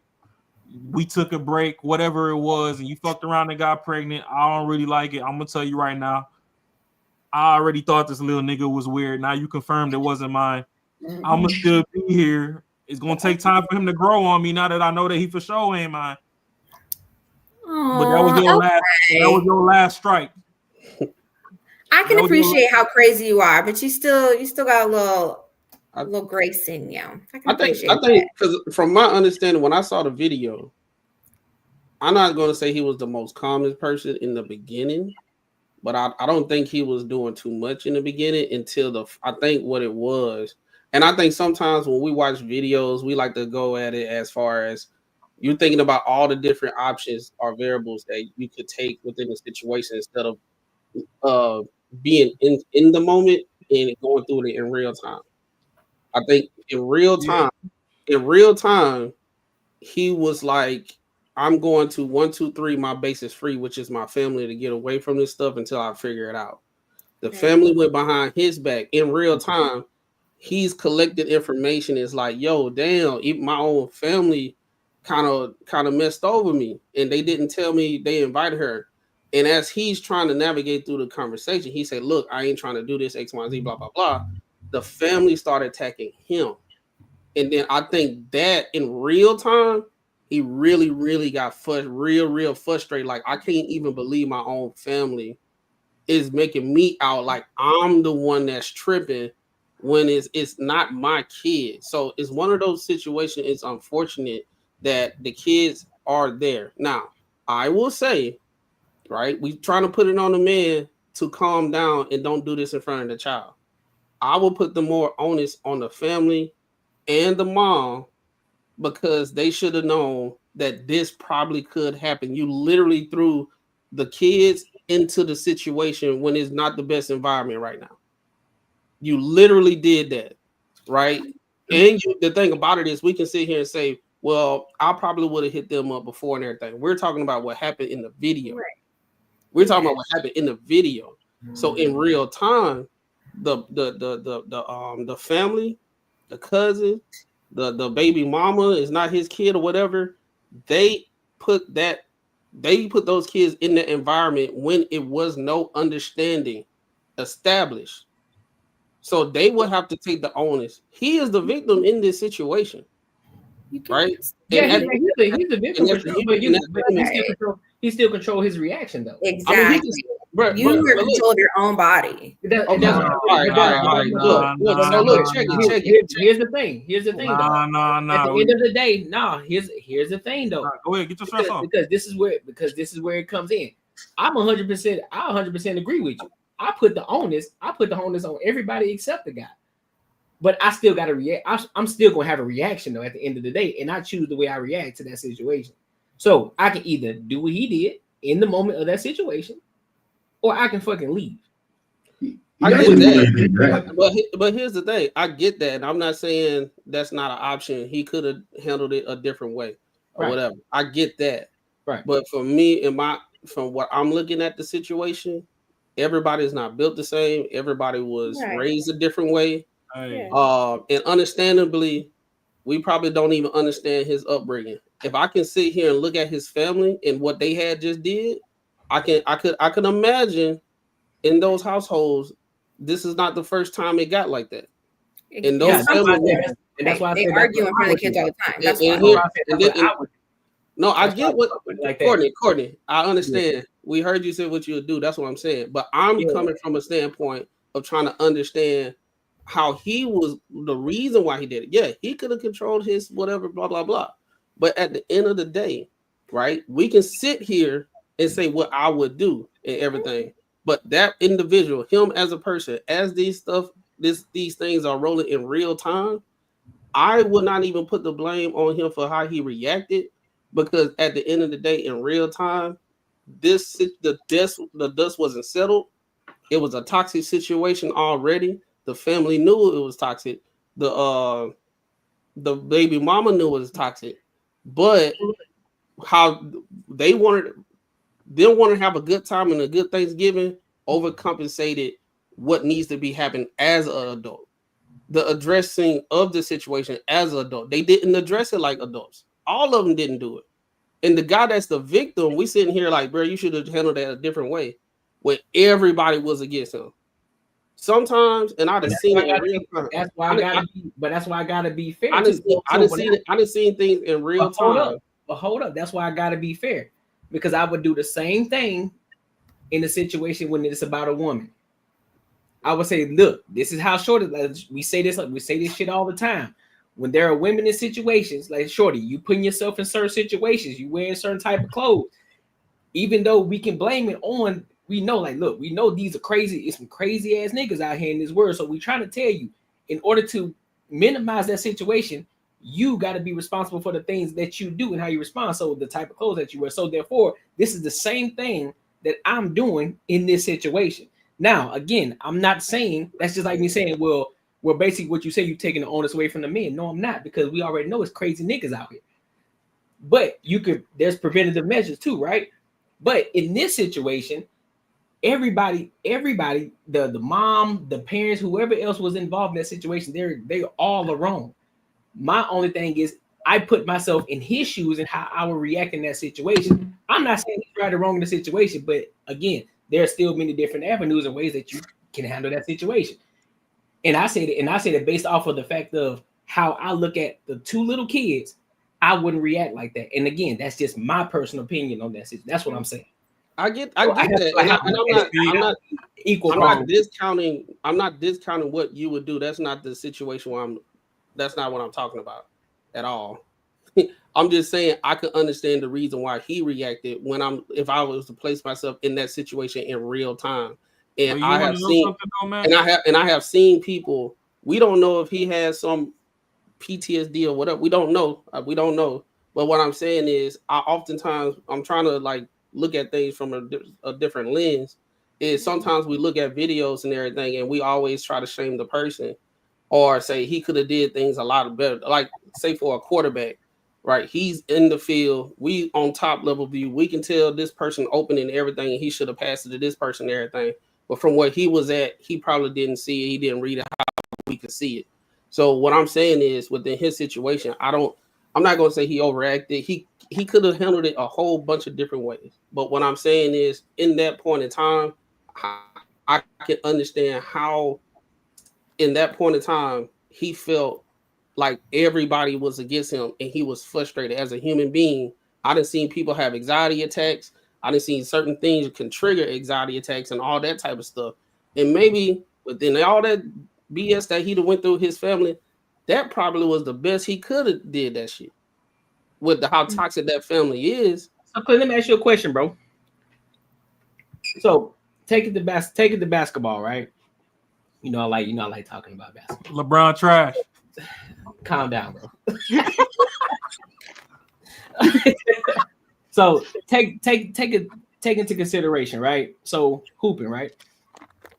You made a certain play. There's three different. Actually, when you done, I do got a point with LeBron. When you done, okay. There's three different plays that you could have. There's three different plays that you could have made, right? But again, using your same analogy with the football situation, there's three different things you could have made. You can still get constructive criticism on that, right? So you made one play like, all right, bro, you decided to shoot the ball when you had two other guys wide open, but in your head you thought it was the right thing to shoot the shot when you had two other guys that was wide open, but you felt that it was a need for you to take that shot. But hey, I feel you. I understand where you coming from that you took that shot, but you do understand that you did have two other guys in that situation in the corner sitting there wide the fuck. You could have passed too, yep. You could have passed it. You could have passed it, right? So it's nobody's blaming him. I'm gonna say, hey, I get it. I get why you did it. I understand it. But just to let you know that there were other options that you could have made too. So that's the point that we're coming from. So like we understand it. We hear where we're coming from. We're not saying that he's a victim. We're not victim blaming at all, because he's 100% the victim here. But there's still options that could have been handled. There's still other options that could have been made in that situation, in that moment. I'm sorry, man, but the way he handled, I think he handled the best way he could have, to be honest with you. I don't think he was, there is not even an ounce of me that thinks he was at fault at all. Just knowing the whole situation. Nobody thinks he's at fault. Nobody thinks he's at fault though. Or he could have even, I mean, obviously he could have did something different, but I actually think he could have did something way worse. So I think what he did was good. Yeah, that's what I'm saying. Like that's what I'm saying. He could have done something even worse. But again, there's still other options in it. I'm not blaming him at all. I'm not saying that he's wrong at all, but I'm just still saying that there were still options. Like there's still options. But hey, I understand why you did what you did and how you the route you went about it. That's why I'm saying I don't even disagree with the way Ross said it. You know what he said, what he would do in that situation. I don't disagree with it at all, because there's many different avenues, and we're saying it right here in real time. Raw got a whole different way he'll do it, then I would do it, then you would do it, then Mac would do it, and then Ashley would do it. So there's still there's like 5 different options that you can take. But I'm not saying that he's wrong. That's as long as it end in death, I think anyone will be fine. I think it'll be all good. Here go my thing, right? So like, and you know what? I should start putting out a disclaimer when we reacting to stuff, because we don't know these people. So to me, they NPCs, they non-playable characters. So yeah, I might be cracking on whatever. And honestly, I'm not gonna hold you. It's 75 to 80% of people, y'all be having kids and y'all kids be ugly as fuck. I'ma just tell you, newborns, some of them babies, they gotta grow into themselves. They be ugly when they hit 2 or 3 years old. They do be looking crazy. So some of these babies be looking like they from another constellation. Fuck a planet. Like y'all need to from another day. Crazy.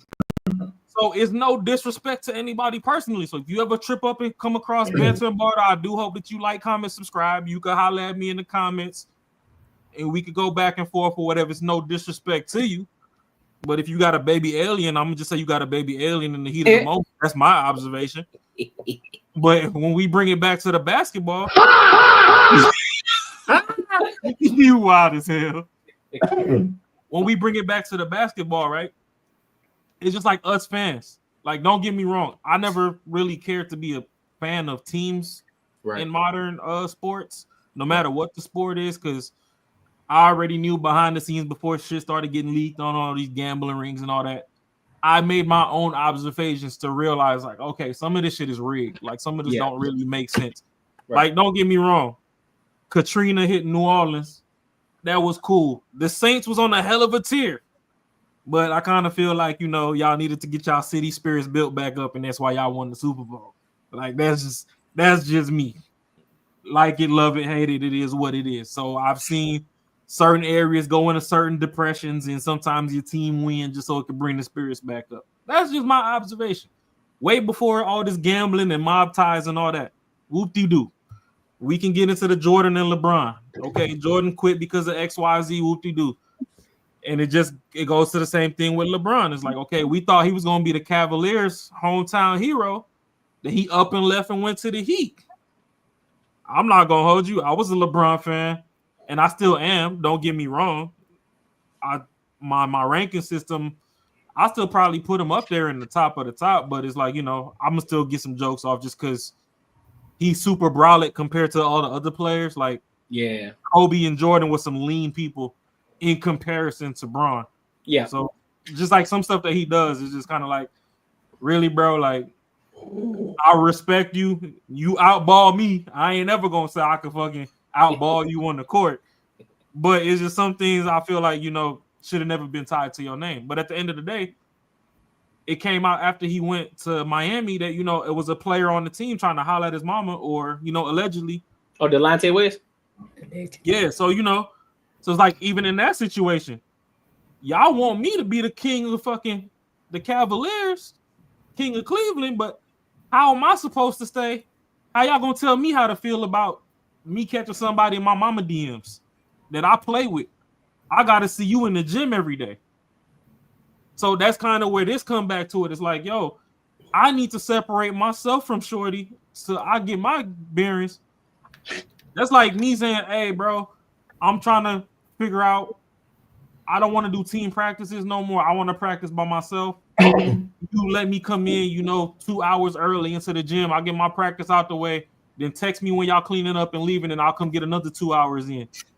And then, coach agrees to that, but then you come and coach fucking call the whole team in early. Now you got to see the dude that's in your mama DMs. It's like, bro, I'm trying not to smash this dude's face in. I'm trying to be cordial. I can understand if we got to play a game against another team, but me practicing is my detoxing. You don't know what I got going on. When I'm shooting these threes and I'm practicing, that might be what's grounding me. Now you got this motherfucker over here, and I'm like, shit. I'm shooting these threes and be like, okay, for every three, that I make, I might forgive him a little bit more. But now you got him in my face. Now I just want to beat his ass. You might forgive him a little more. So now it's the same thing kind of with this situation. Like, yo, respectfully, I get it. Shorty got my kids too. But she fucked around. She didn't bring it to me. I have to hear it elsewhere. This Thanksgiving, I just want to kick it with y'all. Y'all my people from the sandbox. We could pack some to-go plates. You could pick some shit up after we done kicking it and playing spades and phase 10 and dominoes and shit. But, until we get through all that, I really just don't want to see Shorty right now. That's fair. Before we even take the foil off the pans, y'all got Shorty showing up. It's like, nah, I'm wilding out. I done told y'all to respect my wishes. Y'all supposed to be my people. And this is how some people's villain origin stories start. Nah, that's literally what happened. That's that shit that can drive a guy or just anybody over the edge. And once that top is open, you can't screw that bitch back on. And oh shit, my bad. I mean, not to cut Macaroni off, but y'all just seen Ray J pull a gun. Well, allegedly, I didn't see a footage with him with the gun on him, but Shorty said my bad, man. No, that's some wild shit. That Ray J situation, old girl brought her cousin, and that's the reason why he brought it out. It wasn't specifically for her. It was like male I cousin. said, it's I didn't physically see it, but go ahead and get your stress. But yeah, that's that type of stuff where, hey, it doesn't matter. We just gotta have the kids just be kids, and we just trying to have a good Thanksgiving and all that stuff. And that man mental ain't all the way there. And then if he go out and do what he do, then we're gonna sit up and like, oh yeah, he shouldn't have did that. But like, man, I just look at the situation. I think sometimes when stuff like this happens, we focus so much on a man and what he could have did instead of just look at what's wrong is wrong and condemn the people that did the foul play. I think that's my whole thing about it. Like, we spend all the time talking about things that he could have did. He could have went this way. We got to talk about the kid. Nah, man, the family messed over him, and that girl knew what she was doing. All them adults, They didn't care about his well-being. They didn't care about his mental. They didn't care about how he would actually take the situation. They didn't care, and that's sad.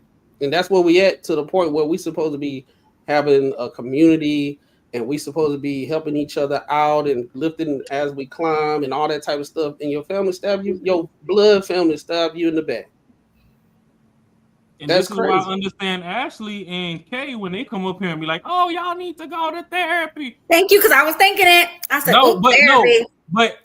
but see, in situations like this, I could understand it, because at this point, who is that nigga supposed to trust? Yeah, he ain't got nobody to talk to. His family's supposed to be his therapist. They supposed to understand that, hey, bro, like, you know, you got kids, and he's like, yo, I understand that, but you got to understand my level of betrayal. And they're like, oh, well, nah, fuck what you got going on. I don't know if we covered it or if you covered it at all, Courtney, but I know we probably, most of us at least have seen it. Mm-hmm. That little girl that was in church and she was giving the testimony. Oh, like, yeah. I like to thank God for blessing me with my stepmom, because my stepmom actually listens to me. And the lady was like, and the whole church went into a fucking prayer ceremony on that girl, like, oh no, like this ain't what you put.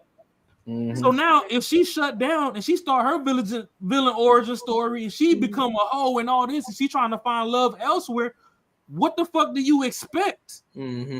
She came out and was like, hey, stepmom listens to me. And don't get me wrong, nobody's fucking perfect. Right. I got ass whoopings every day as a kid at times just because my mom had a bad day. So one of my promises to myself is I do sit down and talk with my kids. I could whoop their ass from Monday through Sunday, but I sit down and I talk with them, and I'm like, hey, even if I know that I was wrong, like, hey, my fault. Daddy really spazzed out. I overreacted. How did that make you feel? Okay, whoop-de-whoop. I get it. What can you do better that can alleviate me from taking such extreme actions? Oh, well, I did do this, and that. Okay, so you understand where I came from. Kinda. Yes, I did. No, I didn't. Whatever, you know what I mean? And we could still find the middle ground. We could talk it out. And don't get me wrong, I'm not over here DDTing my kids through the drywall fucking every day. But, you know, there's certain situations where I'm sorry, you're going to have to catch this fucking cow skin before we could talk. Like, you know that I know that we know that you had all of us fucked up. So before we get into the talking portion, y'all got to get into this discipline portion. My grandfather was a bishop. I was raised in the church. As wild as I am, I don't give a fuck how y'all perceive me. I do have my ground. I'm not going to be over here abusing kids. So yes, I do support discipline. I don't support just bullying little motherfuckers just because they're yours and you can get away with it. There has to be a middle ground. So yes, I talk with my children, and you know, you get to express yourself. I'm not finna gentle parent, but I also need feedback on my parenting. Shit. I might not listen to a goddamn word you said. That's bad. But I gave you the floor to tell me how you feel in the moments where I wild out. That's good. Which lets me know how I can fine-tune things in the future. Right. Like, okay, instead of going off level 10, maybe I got to dial it back to a 6. You're actually responsive to talking more than you are at whoopings. I could dial it back on you. You just don't listen. I'm going to fuck your ass up every time until you start listening. It's a sliding scale. It is, per child.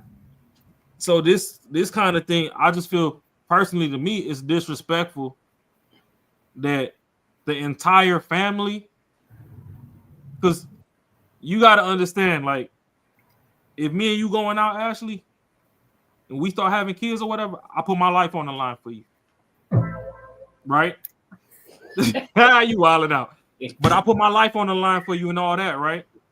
At any given time, somebody break in the house, whatever, I need to be up there. I could have a little 7-shot revolver and somebody in there with a 100-round drum. I need to figure out how to make my 7 shots count to keep you safe. Right. You went out behind my back and got pregnant, right? Right. Crazy. I didn't know. I'm like, shit. We just came back from Cancun. I was swinging off the chandelier. I know I was fucking. I was demon dicking that thing. Like, I was in there. So yeah, that's me. Now, for 9 months, I'm waking up at 2 a.m, going out getting you some snacks.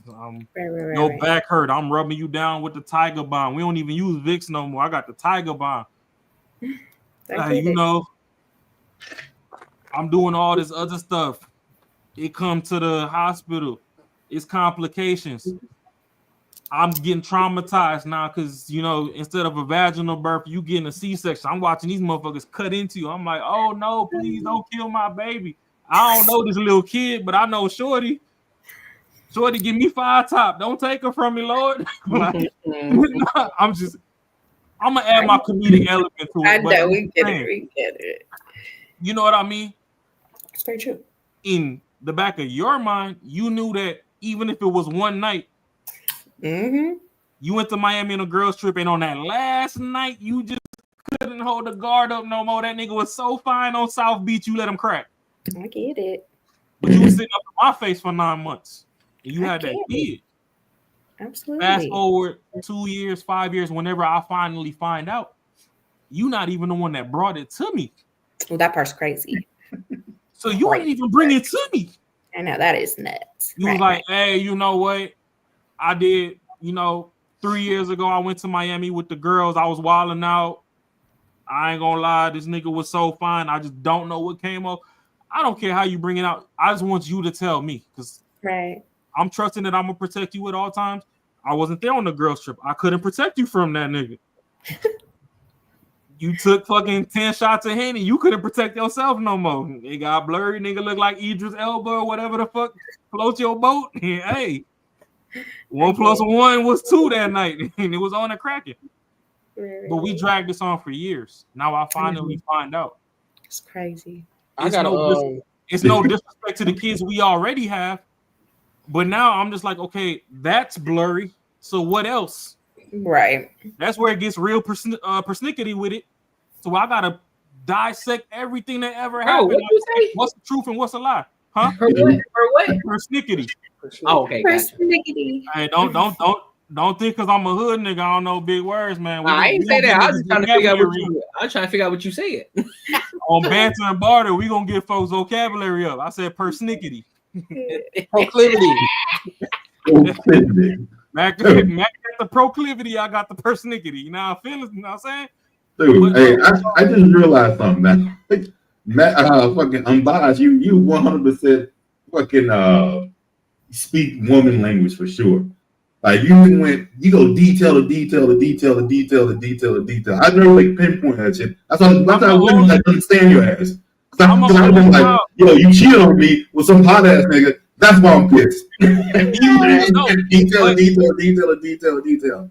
Well, you gotta understand though. I'm an only child of a single mom. I've been in the hair salons. I've been in, I've been all those places. I done heard women talking about their shit that was 30, 40 years older than me. I done knocked down some cougars. It is what it is. So that's where women could come in. You know, they don't like people that they're like, oh, these podcast niggas. Like, no. Well, it's like some of us actually know you because some of us were helping you be you. Mm-hmm. When you was cheating on your man with the side nigga, it's me. I'm side nigga.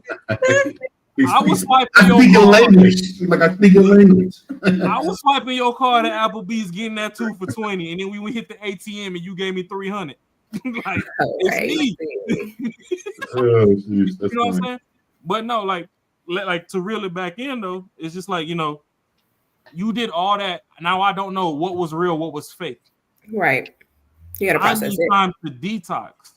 Yeah, if I bring it to my family, it's nothing against the kids. And I know it really sounds extreme when I'll be like, fuck them kids. I get it. Mm-hmm. I do have soft spots for people in my heart. Just like Courtney said, I get where Courtney coming from. Ain't nothing wrong with what Courtney's saying. But I know for me, a child is, depending on how much love y'all made the child with, it's a 50-50 split between the mother and the father. Yeah. So even if I see me in that child, I still see half of you. I don't want to see this motherfucker right now. It's reminding me of you, and it's reminding me how you got me fucked up. The fact that my family went behind my back after I confided in them and told them, hey, it's a rocky road right now. Them last 2 kids ain't really mine. I ain't really got to the root of it yet. I was waiting for the holidays to blow past. I wanted the kids to be happy. Then all of a sudden, y'all was like, oh, you wanted the kids to be happy, so we invite. No. They can be happy over there this time. Why are they here? You my people. Y'all created me. We share the same DNA. Why did you bring these motherfuckers? Oh, well, you know, the other ones are still you. I don't give a fuck. Yes, they're partly mine. I put my 50% of pressure in some pain and made them. But the other 50 is still on Shorty, and she's still disrespecting me with all this other shit. And it came out during the house. I don't want to see you right now, respectfully. I'm not saying we ain't ever gonna talk it out. I ain't saying, you know, you dead to me, whoop-de whoop. Dead to me. I just need to find my grounding.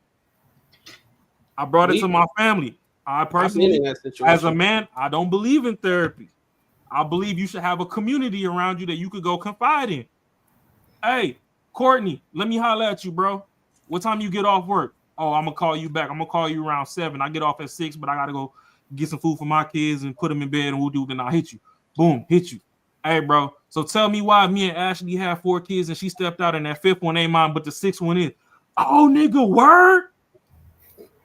Hey, bro. All right, how about this? I'm off this Saturday. We finna watch the game. Come over. We gonna have pizza and beer. We could talk about it. That's my therapy. I'm not finna pay a nigga I don't know that ain't ever walked any type of path that I ever walked to come tell me some shit because you learned it in school, and half the motherfucking professors in school don't even practice what they teach. So that's where I don't believe in. And I mean, like I said, there is a percentage of society that the shit works for, but to just willy-nilly tell everybody to go, like, man, fuck them people, man. I got people that really know me, that really walk the path I walk. Y'all the ones I want to hear from. Tell me where you had life fucked up so I can fucking correct and steer different and veer off different. Oh, you was taking crack cocaine in the 80s and you got strung out and you had a 15-year stint where your life was fucked off because crack was everything. Boom. You ain't got to tell me twice. Don't ever take crack. If we related and we both have addictive personalities, you fucked up. I already know. Hey, don't touch that shit. Mm-hmm. That nigga Uncle Bobo had a long life because of it. It could have went different. He was, you know, on his way to be a millionaire, and then that crack took $1 million out of him in 15 years. That man was over here damn near eating random strangers' ass for $15 just to get a bump. Like, you don't want to do that. So that's where the thing is. It's like, my family, I should be able to trust you, rain, hail, sleet, or snow. Y'all all betrayed me. Who do I trust? I need all of y'all to leave. It's no disrespect to the kids. If y'all need a backpack for school, y'all need socks, whatever, I'm going to shoot the money over. But right now, I don't want to talk to y'all. I need to figure out me. That's where I'm coming from with it. No. Me and my family been in that situation. Said, damn, my nigga. Let it all out. Let it all out. Me and my family been through this situation. I'm gonna just give you stories from the hood. I ain't Wallow 360 or whatever, but hey. Me and my family, we've been through this situation, but not like all the way. But like my brother had a situation like this. Chick cheated on him, and yeah, Courtney know. And when I looked at that video, and I was like, damn, what if me, my sister, my dad, my mom, and all that type of stuff welcome her with open arms and say, hey, y'all just got to get this. Y'all got to get this. With the kid is more important. The dude, whoever she had the baby with, wasn't worth nothing, right? He couldn't even scratch his own ass if he could. He wasn't about nothing. He couldn't rub 2 nickels together. But I would just, me knowing my brother, if we did what his family did, my brother would not be rocking with us till this day. Till this day. I already know. And Courtney know it too. It's like one of those things when you're watching it, it's like, oh, it could have been, you know, it's for the kids and everything. But when you actually going through it and you seeing how this one situation can affect every single body in that family, it is different. It's real. And what they did was totally disrespectful. Like, that's one of those things where I would have to take a break from my family because I got to reassess some shit. I mean, people self-delete behind shit like this. Yeah, you do some selfish shit. You can't use the real bad S word, but people get themselves up out of here behind stuff like this. And the thing about it is, what old buddy did probably was a little too much or whatever, but he was doing what he doing. That don't mean he could have came back and just like, hey y'all, I had to cool down. Now I had to cool down because it was in the moment. I just need some time to myself. I can't rock with y'all. I'll see y'all when I see y'all. Me and her, we'll handle this later and everything. But in real time, how it was developing in real time, that's tough. Yeah, and the thing is, what people need to understand is you're solely responsible for your actions, but you can't control how I react to your action. Like, you don't know who you fucking with. Like, it's people, they've been married 20 years and their husband a serial get them people up out of here type person. You know what I mean? It's all sorts. You don't know what somebody does when they're not immediately next to you. But the girl was probably friends with that, probably his sister or cousin, whatever. That girl was probably their friend. They probably had babies at the same time and shit. Okay, who even know she made it new. But like, until that point, family. If they're friends, what I'm saying. So she didn't really care about her actual family member. She cared about her friend. Like, she didn't really give a fuck about the dude that was going through it. She's probably like, yeah, he'll get over it. Don't worry about it. Just come on over. Let's have the kids come over. Like, there go the thing. In hood English, y'all wouldn't have met this bitch without me. So why y'all got this bitch here? Stop it. I'm just see on the podcast. I like us because we got a healthy dynamic. We got the hood background, the suburban background, whatever. I'm gonna just bring it to you from the hood. At that point in time, I'm not speaking perfect English, and there's no disrespect to my baby mama, wife, whatever. But right now, you's a bitch. Why y'all bring this bitch here? Hey, sometimes that's some bitch shit. Sometimes what I learned. No disrespect to Shorty, and I mean you might never be able to get past it. But in the heat of the moment, why is this bitch here? I done told y'all before she did some whole ass shit. Hey, I ain't found my bearings yet. Why is this bitch here? If the kids needed food, y'all could have helped her behind my back, but y'all got her playing in my motherfucking face. Sometimes, I think we don't have to keep real life away from kids. Sometimes they have to see the real. Maybe they can't understand it right now, but when they develop and get older, I'm saying sometimes. I ain't saying this time. Oh no, I'm with you 100%. It was Courtney face. But what I'm saying is, like, I ain't saying that you gotta put all what's real in front of them in there. I'm just saying sometimes if their mama did something wrong and all that stuff, you kind of shield them and everything. But within that situation, like, everything ain't gonna be perfect all the time. They're gonna get exposed to some stuff and everything that could have been avoided if everybody was acting like adults. But at the same time, like, they're gonna have these questions when they get older anyway. They gonna have these questions, and then like I said, my brother, he got the situation. That little kid still got his name. She didn't change the name and everything. My brother got the papers till this day, just in case this little dude come find him and say, "Hey, why you ain't never been in my life?" And he gonna be like, "We done had this conversation. He just waiting on it. Wow. He just waiting on it. He like, look, come sit down right here. He'll go to paper. 0.000. I'm talking about we ain't even nowhere near the same tribe from what we came from. On to the point that Macaroni just brought up. To the rest of y'all, how would y'all feel about them going through their whole life and then their whole life been a lie? Because what if they believe that was their daddy, then they finally get a sit down when they turn 18 and that's not? How do y'all feel? How y'all feel about that? Well, as the kids find out? Yeah, so like let's say this situation happened, right? And Buddy moved past it in the heat of the moment. Was like, you know what, fuck it. I don't know how I don't know your 360 feeling on the Courtney, but like from the lens that you was painting, let's like be like, okay, we was trying to guard the kid, so you still show love or whatever. And then the kid hit 18 and come back and be like, hey, dad, like, you know, you looked out for me, whoop-de-whoop-de-whoop, but, you know, like, I'm finna go get a girl right now and she did this XYZ. Like, what was the real skinny with you and mom? I know that you took care of me, but there were certain times I seen the way you looked at mom and it kind of looked funny. Like, what was behind that? And then you sit them down and be like, you know what? The real is I'm not your biological dad, but I was there since day one, whoop-de-whoop. Like, you know, so the kid like, oh, hold on. So this whole time I've been living a lie. Like, so who is my dad? Then he starts spazzing out on his mom type shit. Like, how would y'all feel about that? Well, even in that situation, first of all, if I'm in that situation, I'm not in their life. I'm gonna be 100% honest with you. But that's just. But I'm being honest. I'm not gonna be in their life in the first place.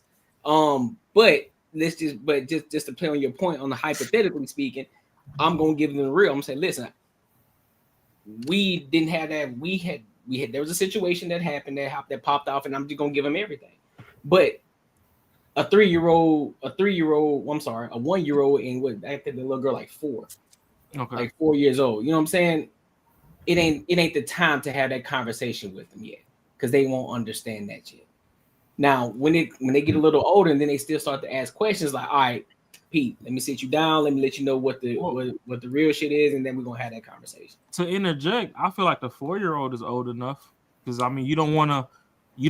Well, see, here go my thing. You don't want a Will Smith situation. We know the greatest episode ever recorded of Fresh Prince of Bel-Air was when he fell out, and you know he went off script and was like, "How come my daddy don't love me no more?" Yeah, on set. Yeah, that's shit that was built up from a kid to his current age from whenever they filmed that episode. It's that too. But it also in that situation, I mean, when you look at that father was constantly in and out of his life. He wasn't. Oh yeah, I mean, I get that too. That's why. That's why for me as no, and so like in that situation, I'll have to let them know what the actual truth is. Like, listen, some shit happened between you and your mom. You know, that's something you got to talk to your mom about. But I decided, as the man, I decided that I was still gonna take you as my own and raise you as my kid. Now, and I know you. I know as you still gonna want to know who your actual father is. Mm-hmm. I understand that. So do what you got to do, but just understand that I'm always here, and I've always been the one that's been here for you. Been looking out. But you understand that it's more often that happens that the dude steps up and says, "I'm gonna be this knight in shining armor and take care of this kid," and the kid finds out, or maybe they might know the whole time, but once they get like a certain age, they kind of say, "Fuck you," like, "You're not my dad," and disown you. And not many people say shit about that. That's why I don't advocate for it. That's why I don't advocate for it. Yeah, I was just talking in regards to his hypothetical experience. The hypothetical, I don't advocate for it. So that happens a lot, and no one ever says that kid's fucked up for doing that. It's usually like, well, he has his own reasons or whatever the case may be. It's usually like, you understand that, but once the dude says, "Hey, you know what? That ain't my kid. I'm not taking care of it," he's a bad person. You know. No, that's disrespectful too for the kid for that kid, shit like that. It's like you got this kid this man has been, he pretty much then gave his life to you, give you everything, gave you a roof over your head, clothes on your back, treated you like you were their own, and all of a sudden you got the nerve to sit there and tell them that, "Oh, you ain't my dad anyway." Fuck you. And that's where, you know, I know my name on here is Unbiasedly Raw, and y'all gonna get my raw reaction to shit every time. I don't give a fuck if I seen the clip prior to or we watching it live. Y'all gonna get my raw reaction, and this is why I can actually like walk things back. Yeah. So boom. My thing is, when I was a child, I don't care if you was in diapers or you was enrolling into college. The way my family was set up, because I grew up on my mom's side, they Jamaican. A child stayed in a child's place. Facts.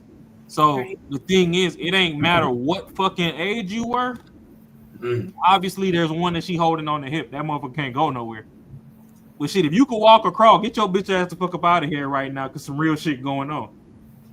So that's where I know, initially y'all be like, oh, this motherfucker over here wilding out. He's saying fuck everybody who fucking kid. Nah, that's facts right there. What you just and it's said. like, respectfully, this is grown folk business right now. Yep. So I get it. You're a kid. You're innocent. Whoop de whoop. I'd hate for this to be the first situation that starts chipping away at your innocence. But right now, fuck you. Because at day's end, I'm responsible for your survival. And a part of your survival depends on my mental health being balanced. Yeah. And you just threw a cog in the wheel right now. I'm off balance. I'm off camber.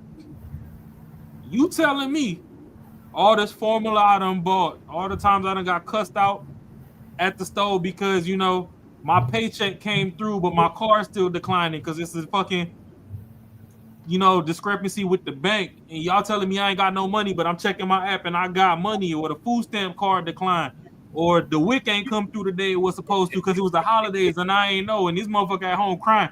I'm out here doing all this shit trying to take care of my shit because I swore it was my kid. And you telling me it was Dirty Dick Derek from one weekend in Miami that had this motherfucker? Dirty D Derek. Oh my, this nigga from Miami from 3 years ago. Ain't at no point in time did you be like, oh, you know what? I kind of ran my calculations back on my ovulation app and whoop-de-whoop-de-whoop. And I kind of realized, I probably conceived this child at the time where we weren't talking or it was during this girl trip. I should just probably let you know that I fucked somebody else just off GP. I feel real bad. I know it's going to fuck me up for a couple months, but I feel like we got a bond strong enough to where we can build past that and leave the ball in my court to do that instead of just trying to sneak on as the years go by, and then the shit actually come and you're like, oh, now we got to talk. Like, nah, bitch, at this point, I don't want to talk to you right now. I got a lot of thinking to do. If you see, I'm under the pretense that a reason a lot of the old school marriages that we praise so much, a lot of the reasons a lot of those things lasted is that bedroom sometimes was the war room. If shorty fucked the mailman, hey, y'all might send the kids off for the summer. They might be in summer camp, whoop-de-whoop. She let her know, hey, you remember that time where, I felt like you didn't love me, whoop-de-whoop. I ain't gonna hold you. We might have to call the post office and just tell them to change the mailman or whatever, because I know how you gonna feel about this. But yeah, that nigga Bo Jackson that delivered the mail to the crib, or the nigga that delivered them glass bottles of milk. Well, shit, one time I kind of was going out to go get the newspaper off the lawn, and he seen the way this shit was shaking in the moo-moo, and he had some sweatpants on that day. He liked what he seen, I liked what I seen. We linked. It was honestly a fuck up, but my life is in your hands. I trust you with my life. So I'm just gonna let you know where I fucked up at. Hey, if you can't forgive me for it, fuck it. I'm gonna figure out my life from here. But I brought it to you before anybody else could, because I don't want anybody out there to have the one up on you. So I hope we can move forward from this. But if we can't, I totally understand. And shit, homie might have chalked it up. And homie might have ran down on the milkman, the mailman, or whatever. Like, hey, my shorty told me what you did. Don't ever let me catch you with my bitch again. Like, when you come past my house, drop that shit off at the end of the driveway. Don't even walk it up to the doorstep no more. Drop that shit off at the end and go. I'm finna install this Ring camera. If I ever see you walk up to this door, anytime I see you today, any day after that, it's on site. And they moved past it, and Grandpa lived to 87 and died, and boom, they see, he had 3 side hoes that came out the woodworks, and now everybody and all them kids got to deal with that. But I just feel like, back then people work through some stuff. But if you're the one that's, kept the secret behind your person's back, you have to be the one to bring that to them. Don't ever let somebody get the drop on your person. If Courtney is with Ashley, like I said, we just using people on that we got on the panel. It ain't nothing going on behind those scenes. But if Courtney's with Ashley and then Ashley see me at the club and I'm just looking like a snack, she looking like a snack, and we have something, Ashley needs to be able to go back and tell Courtney, like, hey, I ain't gonna hold you. I meant to do. His name was Raw. I don't know what the fuck yeah, they put in my drink. You can stay with them. Well, no, and that is your no, but I'm like, but it's the option. You're giving the choice. People, it's at making day's people end though. aware. Yeah, You're 100% correct for whatever you say after that. Yeah, right. But you should give the choice. She was real enough to come to you and be like, "Hey, this is the scenario that played out." Yeah, not you know you go blow up and you become like a fucking multi-millionaire basketball player, or whatever, and you done marry Ashley, you got 3 kids, whatever. And now all of a sudden you see me liking all the pictures, and you come in my DMs like, "Hey, bro, I noticed, you know, every picture my wife posts, you over there liking the picture. Like, what's up with you?" Yeah, like, shit. Before you even get, matter of fact, your marriage night, I cracked that shit. Like, what you talking about? Crazy work. Now you going back like, hey, we went back since the 6th grade. Why does a nigga over here telling me that he hit? Is it true or not? And she like, yo, you know what? I ain't mean for you to find out. It's like, nah, what the fuck you mean you ain't mean for me to find out this way? Why you couldn't just bring it to me? You know what I mean? So it's 101 scenarios that people can run through on any video that ever gets clipped up. And that's why I said, you know, yeah, no that's disrespect to and that's people like y'all NPCs or whatever, but for the 15, 20 minutes of your life, that window that we get to see, we gonna react on what we see, and we gonna paint 100 pictures behind this shit.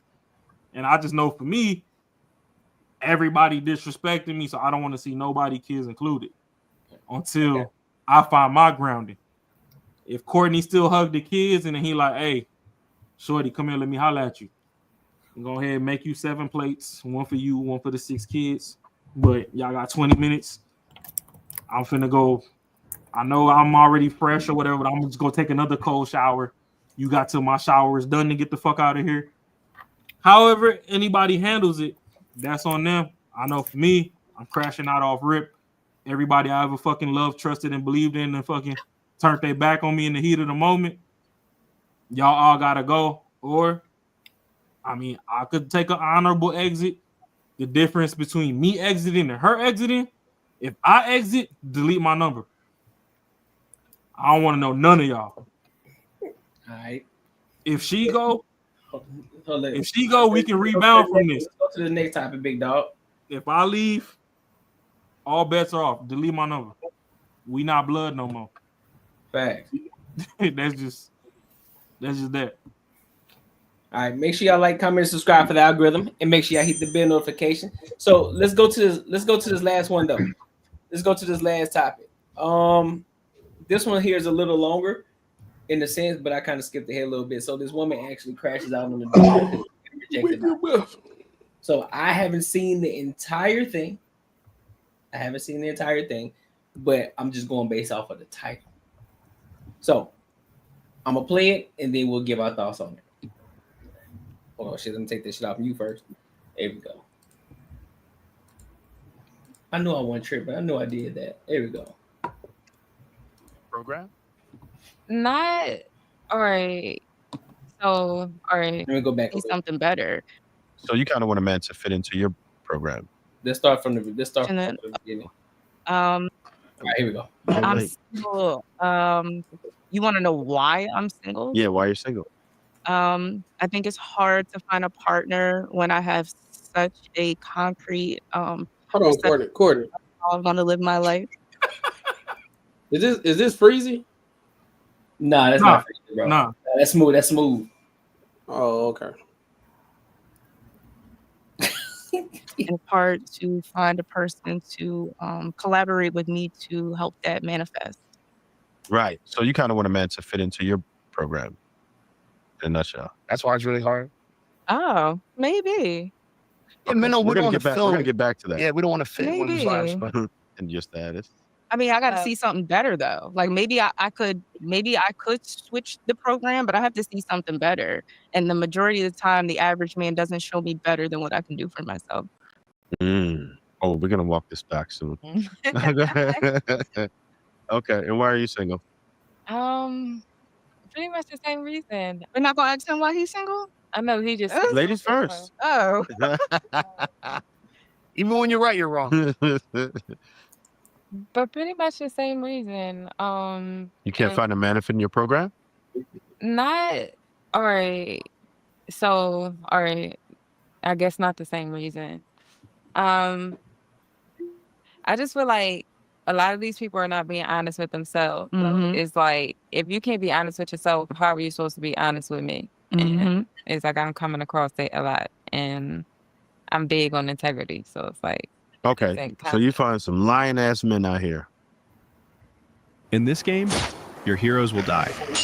A lot. With every defeat, a new... Yeah, pretty much, I guess. Good enough. Good enough. Go ahead, Shake. What you got? Me, I'm single, but I'm dating. You dating? Yeah, I'm dating. See? I'm not in any long-term commitments, but would you prefer to be in a long-term commitment or? When the time is right. When the time is right, but I'm enjoying the company I have with some women I'm talking to. So, shout out to them. How many first dates do you go on? I try not to do more than 3. Yeah. Wait. I'm confused. How many first dates? That's dates before sex, right? First dates mean dates. Yeah, she means dates before sex. I try not to do more than 3 dates before sex. So, but it happens sometimes. Okay. You gotta nip those in the butt though. How many first dates do you go? I don't date. You don't date? Yeah, not right now. Cobwebs. Okay. It's not cobwebs, but I don't. Yeah, You don't. I was in a relationship for a long time. What's a long time? 9 years. Yeah. Ooh. How small was that guy? Off and on. Off and on. Okay, that sounds tumultuous. Yeah, it was tumultuous. What happened? I took a lot of accountability. We'll see. We just didn't work out. He was younger than me too. I will How give much him grace younger? for that. 6 years younger than me. He was 6 years younger than Yeah. you? Man, well, how old was he at the time? He was like 24 at the time. He was 24. And I was late 20s. However, he had better qualities as a younger person than I saw in my peers at the time. And I actually still do Wait. Yeah. You said he was 24? He was 24 at the time I was in my When you met or when he you had 23. Yeah. He was 23 when I met him. Okay. And he was in his 30s when we ended. Okay. Yeah. You said you had a 6-year difference? Yeah, we had a 6-year difference. Damn, you was robbing a cradle. It's like maybe, yeah. Nigga So I vibes. did give him, so that explains the time, because I was giving him some like time to like do his thing or whatever, and it was a good type of relationship for me because it was like it was kind of arm's length too. And how long did the relationship last, you said? Off and on, it's about 9 years. 9 years. Okay. And when did you end it? Recently. Like less than a year ago? Yeah, less than a year Okay. ago. She just gave out her age. I got all the information for you. Those who are good at math, there you go. Yeah. You're welcome. So, yeah.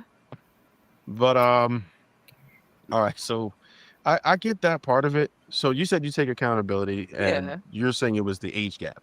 I for the think it most was the part. age gap, yeah. You wanted a lot more. Yeah, by the than time he got to did. a point that I felt like he should have been at, he wasn't there. Like he didn't meet that mark. Okay. And I realized it wasn't about his age. This is just the type of person he is. Right. That happens. Yeah. Some people Yeah. are just not ambitious. And Yeah, and it took me a really long time to figure that out. Were you and I trying to wasted build a it lot of there? time. I wasn't trying to build because he was already at a point. skip ahead a He was little. already at a point. The idea that only women that you're exceeding man. I'm not. Can you find me a Fiji? All right, here we go. She capping. And I still don't want And all it. I don't want you. But I don't want a woman Like, to- what the- and I don't want a woman like you. And women don't want I that don't- like I you, don't but want a he's woman like upset because women are Not her fixing becoming the more weed. like me, and he's not. Doesn't like, upset me. It's It not doesn't his upset me. thing. My dad always told me that a man is not going to argue with a woman. Absolutely We're having a not. discussion. Like, my 6-year-old, the young boy that was 6-year-old, wasn't back and forth like this. It's true. I'll tell you that. So all right. So let's get to that part of it. So I do understand that there is.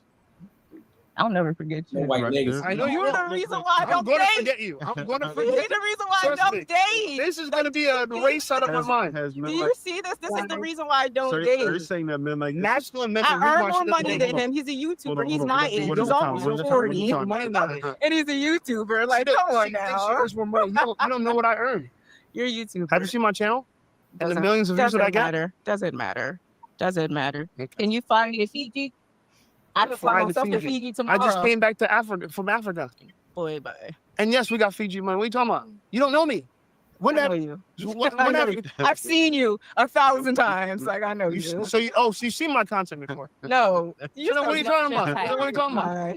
Next question. But sir, hold on. No, hold on here. Because here's the issue, right? Women like her overtalk men, and it's fine. We're gonna let the footage reveal that, right? We're gonna let the footage reveal that. No, but we sat here quiet.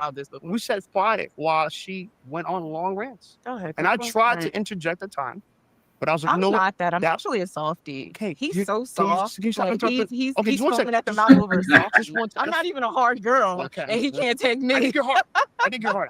I think you're very hard.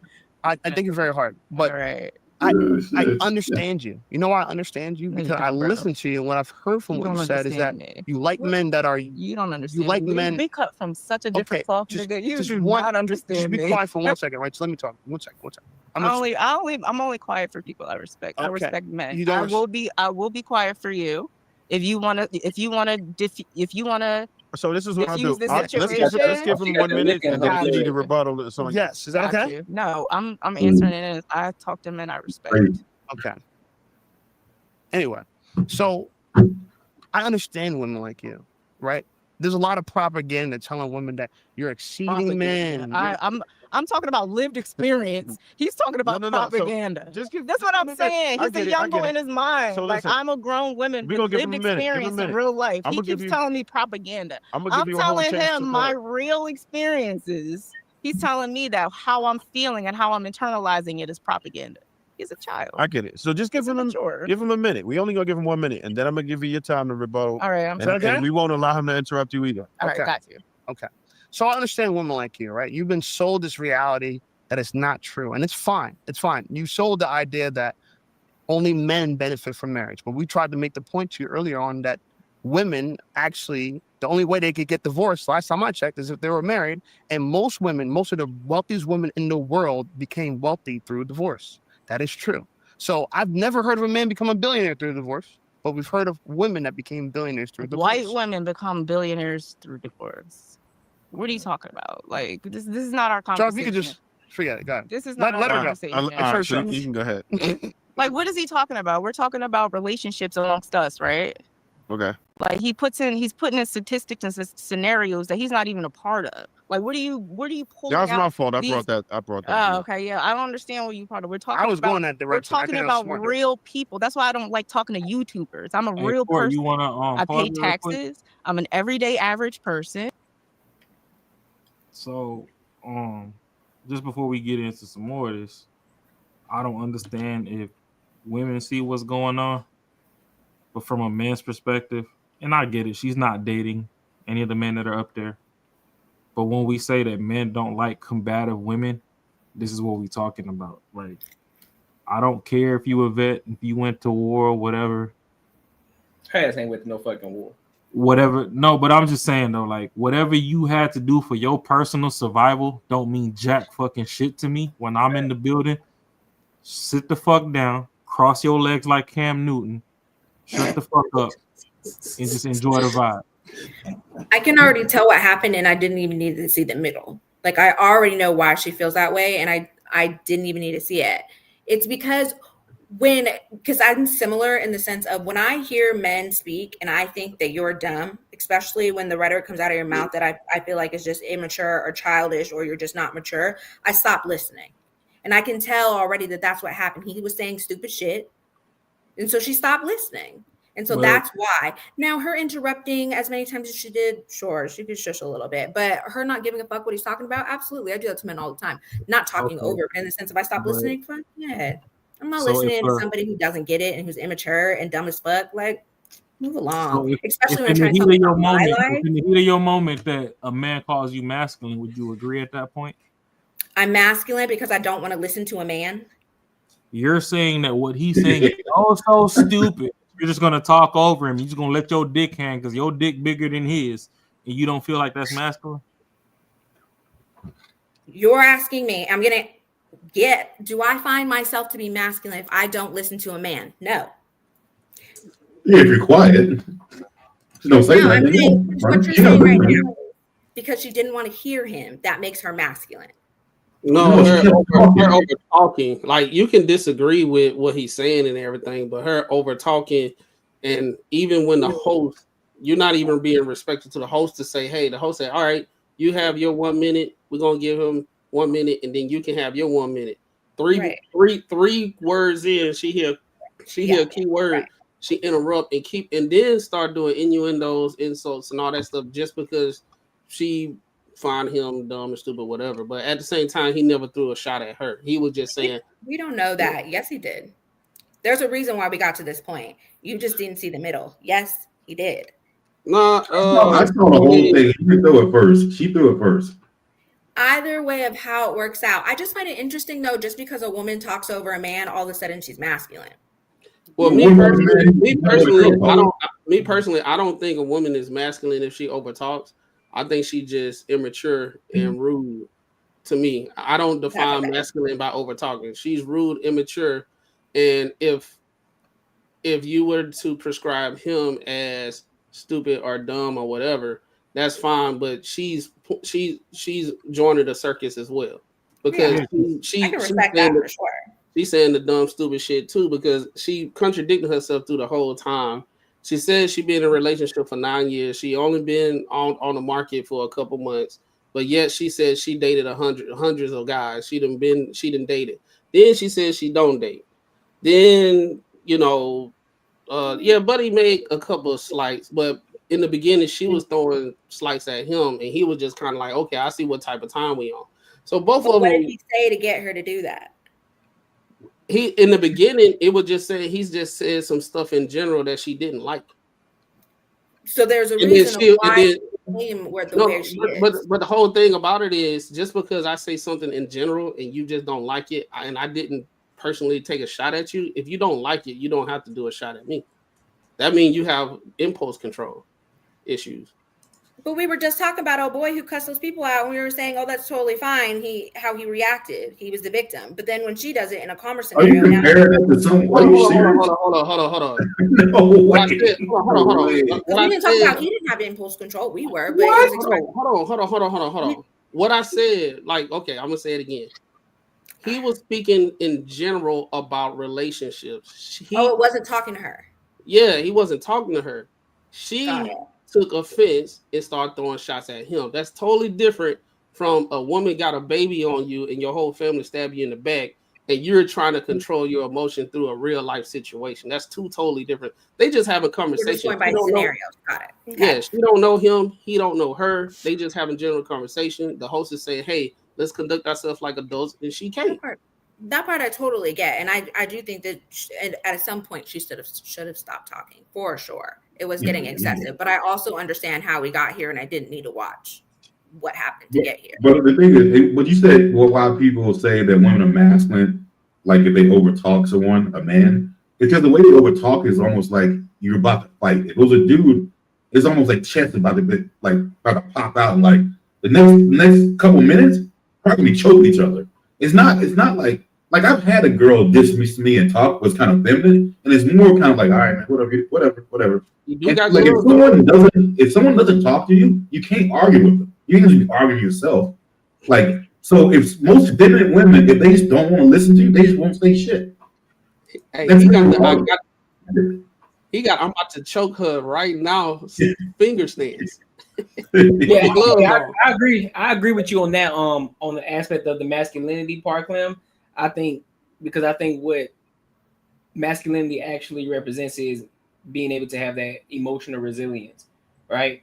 And so that's something that she's not displaying right now. She's not displaying the emotional resilience, which more so operates with just her lack of emotional intelligence. So yeah, I hate when men use a woman as being masculine because the actual definition is along with what you said, Courtney, but it's actual positive traits that men carry. That's what masculinity is. So when you hear toxic masculinity, that's a negative because it can't be a positive negative. You see what I'm saying? Here goes the thing though. When it comes to toxic masculinity, as much as people want to define this shit, toxic masculinity is only found in women. Yeah, we all know what it means. I mean, what they're talking about. There's no such thing as a man being toxic masculine.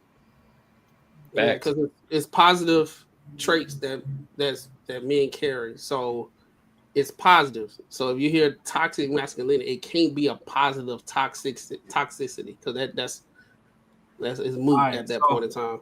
But yeah, but what she doing right now, and I think she projecting because I find it anybody that talks so much about themselves or who they are and what they are, 9 times out of 10, I don't believe them. Oh yeah, if you gotta qualify yourself, you qualify. Because if you just being you, like say if Felicia Rashad, when she walks in the room and she just being nice and she doing this and everything, you be like, oh, I can tell the way she talks, she educated, she feminine. Oh yeah, she dope. You're gonna take a little bit more to try to talk to her when she was back in her prime. You know what I'm saying? She older now and she just living her life and kicking it, whatever. But I'm saying if she was in the dating scene, this woman right here, what you are who you are. Can't nobody get this up out of you. This is you. This is her. Because if you usually don't act like this, you wouldn't even know how to do this right here. Because I could tell you my wife, I've been with her for 10 years. I have never heard her yell through points of contention to me. She never does it. Never does it. She don't never cuss. She don't never, when we in our points of contention, she don't cuss. She don't do none of that. She don't do no innuendos. She don't do nothing. We talk and we talk it out like adults. This woman right here, I think she full of cap because she just got out of a relationship, but she said she done dated hundreds of men. Beforehand, though, she's 6 years older than him. Well, yeah, like, she was already on late 20s. So yeah, she was. Yeah, but she been in a relationship for 9 years. So how can you that say was late 20s when it started? Yeah, but at the same time, if you've been out the game for 9 years, how can you quickly identify all these type of men in the current state of dating? Yes, you can. That is called experience. That's like saying that what you've dated, all of a sudden you forgot just because you were in a relationship for 9 years. No. And they were off and on as well. Let's not forget that as well. But no, you don't forget. You learn. Every relationship you learn from, every heartbreak you learn from, every tear that drops from your face you learn from. That's just normal. You're not going to forget it. You're going to see it in every man. All the things just to make sure that you don't relive anything that you've been through before. Absolutely. Okay. Well, first of all, I didn't say that she forgot. I'm saying she's not currently like riding a bike, right? You ain't rode a bike in a long time. You kind of wobbly and you get it, and then you can get back to it. But I'm saying she ain't been in the game long enough to go on that bike to get back to that experience. But she experienced all these guys that she said she know who these type of guys are current. But she said so she was fucking the same dude for 9 years, but she was fucking people in between. Off and on, right? They were dating in between. She's just because you've been in a relationship for a long time. I do get what you're saying about like you don't know the dating pool, but you still know men. Like that's just like how you would know women. Like you shouldn't describe it that way that she's like in a relationship for 9 years because most people think that she's in a relationship, not fucking nobody else, just that one person. She's been off and on. We know what that means. We're adults. But I mean, I just wanted to kind of like get a take on like the whole masculinity perspective or whatever, and just see right there. But I'm gonna reserve the rest of my comments until like the end of the clip, just so we don't get stuck right here the whole time. All right. I'm a civilian and I'm a vet. Like I understand the military life and things like that. Like I want to have real conversations with real people about real concepts. And YouTubers, we're from Mars. We're not real people. So how about this? How about this? I just don't respect anything. We do understand. I just got to say this. So I wonder what she would say, considering the fact that I'm a vet and I do YouTube. Hey, like I said, I'm gonna reserve my comments. I just wanted to say that part. That's crazy. You don't know me. What do you keep telling me? You keep telling me about me. You don't know me. Hold on. Let's get past that part because you're screaming. Hey, pause it real quick, Courtney. I don't think that's gonna. Whoever named that fragrance company is out of order. Janus fragrance. Janus. That should sound like you ski. Parts on your skin. The J is silent. It's anus. Yeah, that's crazy. Yeah, that's crazy. Boy, y'all out there buying 12-ounce bottles of fart. Hey, you know what this cat? I think it's probably a joke. Boy, I walked in this place, it smelled like straight up Janus in this bitch. Hey, just watch his content from fucking Lapeef. He's probably a joke. People up there. That's Joe. That's Joe Anus. That's your Joe Anus. That's Joe Anus. Joe Anus. I'm really going. I With, but I do want to get somewhere with this, right? Mm-hmm. So, if we're saying that Crazy. there is something wrong between the relationship dynamics between men and women, how is it possible for us to bridge the gap? We can't, because if she wants to lead, men won't follow. I think we can I answer your question? Can I answer your question? We're gonna let her go. Then you got it right after. I think customize and save Hey, with Liberty yo. Mutual. We ain't gonna let the emu go. In 1954, my granddad, James. Damn. They made sure you see all of them. Oh, go ahead. Sorry. Yeah, no, so I think the problem with that is we have to be realistic about whether or not men are capable of leading, because we're not going to just go blindly follow after someone that we deem incapable. So it's a lot of these men that sit here like, follow me, follow me, follow me. A real leader does not have to tell you to follow them. You're going to see the way they lead and naturally fall in line. So the problem is a lot of these guys, they want to be like, oh, I'm a leader, I'm a leader. I think I've said this before, but you hear this bullshit from women all the time about the whole leader thing. Like it's so pretty much what you're trying to say is a woman says, I need to prove how you lead. So pretty much I'm the one leading. I'm just gonna say it's okay if you do it that way. I'm just gonna prove it. Like even in real life, if you ever go to like any sort of job or anything, and they got teams, you ask any fucking workers there who you think is the best manager. It's usually the cool one who don't give a fuck if you're late, who just let you slide with a whole bunch of shit and all that stuff like that. You always say that motherfucker knows how to lead, but the person who thinks a dickhead always got the best numbers. So like the whole shit is like way y'all think that being led is supposed to be fucking rainbows and whatever you think goes, and it's all supposed to be like cool. That's not how that shit goes. It's not supposed to be like fucking like boot camp, but I mean it's not supposed to be like some shit you don't disagree with, but you gotta understand the person that you have designed to lead, you have to just put it in their hands if it's gonna ever come down to that. So I don't think a lot of women they think it's supposed to be nice and you're supposed to agree with everything. So pretty much that's a good leader. No. I can tell from my experience, no. Men show you quickly how they're going to. If you can't communicate, you can't lead. Period. Well, a lot of us don't speak women language. It's not about speaking women language either. And you do need to find someone that knows how to understand your language. I always say I'm not going to be in a relationship where I have to explain my language to someone. So find somebody that you can speak the same language with. And if you can't, then you shouldn't be with them. But there are people obviously you date, right? So it's not like it needs to be rainbows and sunshine all the time. That's not a relationship. But I need to know that that you're going to have my back and I'm going to have yours. And like it's not gonna be weird. Like I always talk about, like, I'll never let a man lead me into the pits of hell, because most will. Because most men don't know how to lead. They talk about a lot of things, but they don't really know what that means either. You're saying that women don't, but men also don't. Can Sure. Can you quantify that most men don't know how to lead? I won't say most, but I will say that a lot of them struggle. Absolutely. Well, the reason why I asked that, because we, just like he said, I hear that a lot, but I'm saying, like, how can we quantify if most men do not know how to lead? If you're not dating most men or have experienced most men, you just only experienced the men that you didn't work out with. So I say that to when a lot of women say that, I think the whole leadership thing is subjective to each woman, right? Because leadership look different in different houses, but at the same time, we can't quantify that most men don't know how to lead. It's just certain things that, like, for example, some women never saw leadership in their life, so they really don't even know what leadership looks like. And a lot of times in today's society, any boundary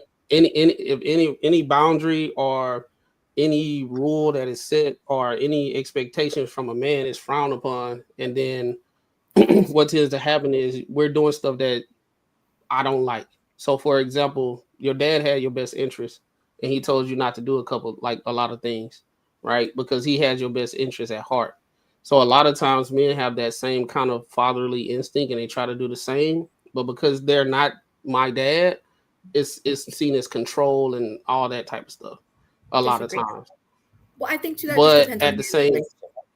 So I get it. but like I said, it's subjective. So when I hear the rhetoric when a lot of women say most men do not know how to lead, that's a falsehood. It's a fallacy because you can't even quantify if most men do not know how to lead if you haven't actually experienced most men. You only experience the men that you was able to date.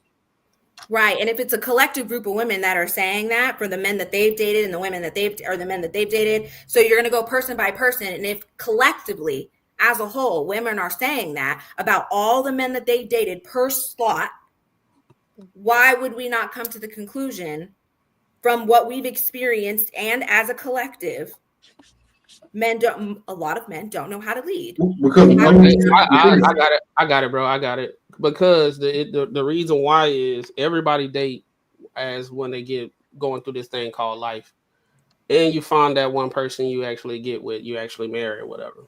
Like most of us actually have been in relationships, situationships, or whatever. If I was to run around here and say most women don't know how to be wives, and I got one wife right now, right?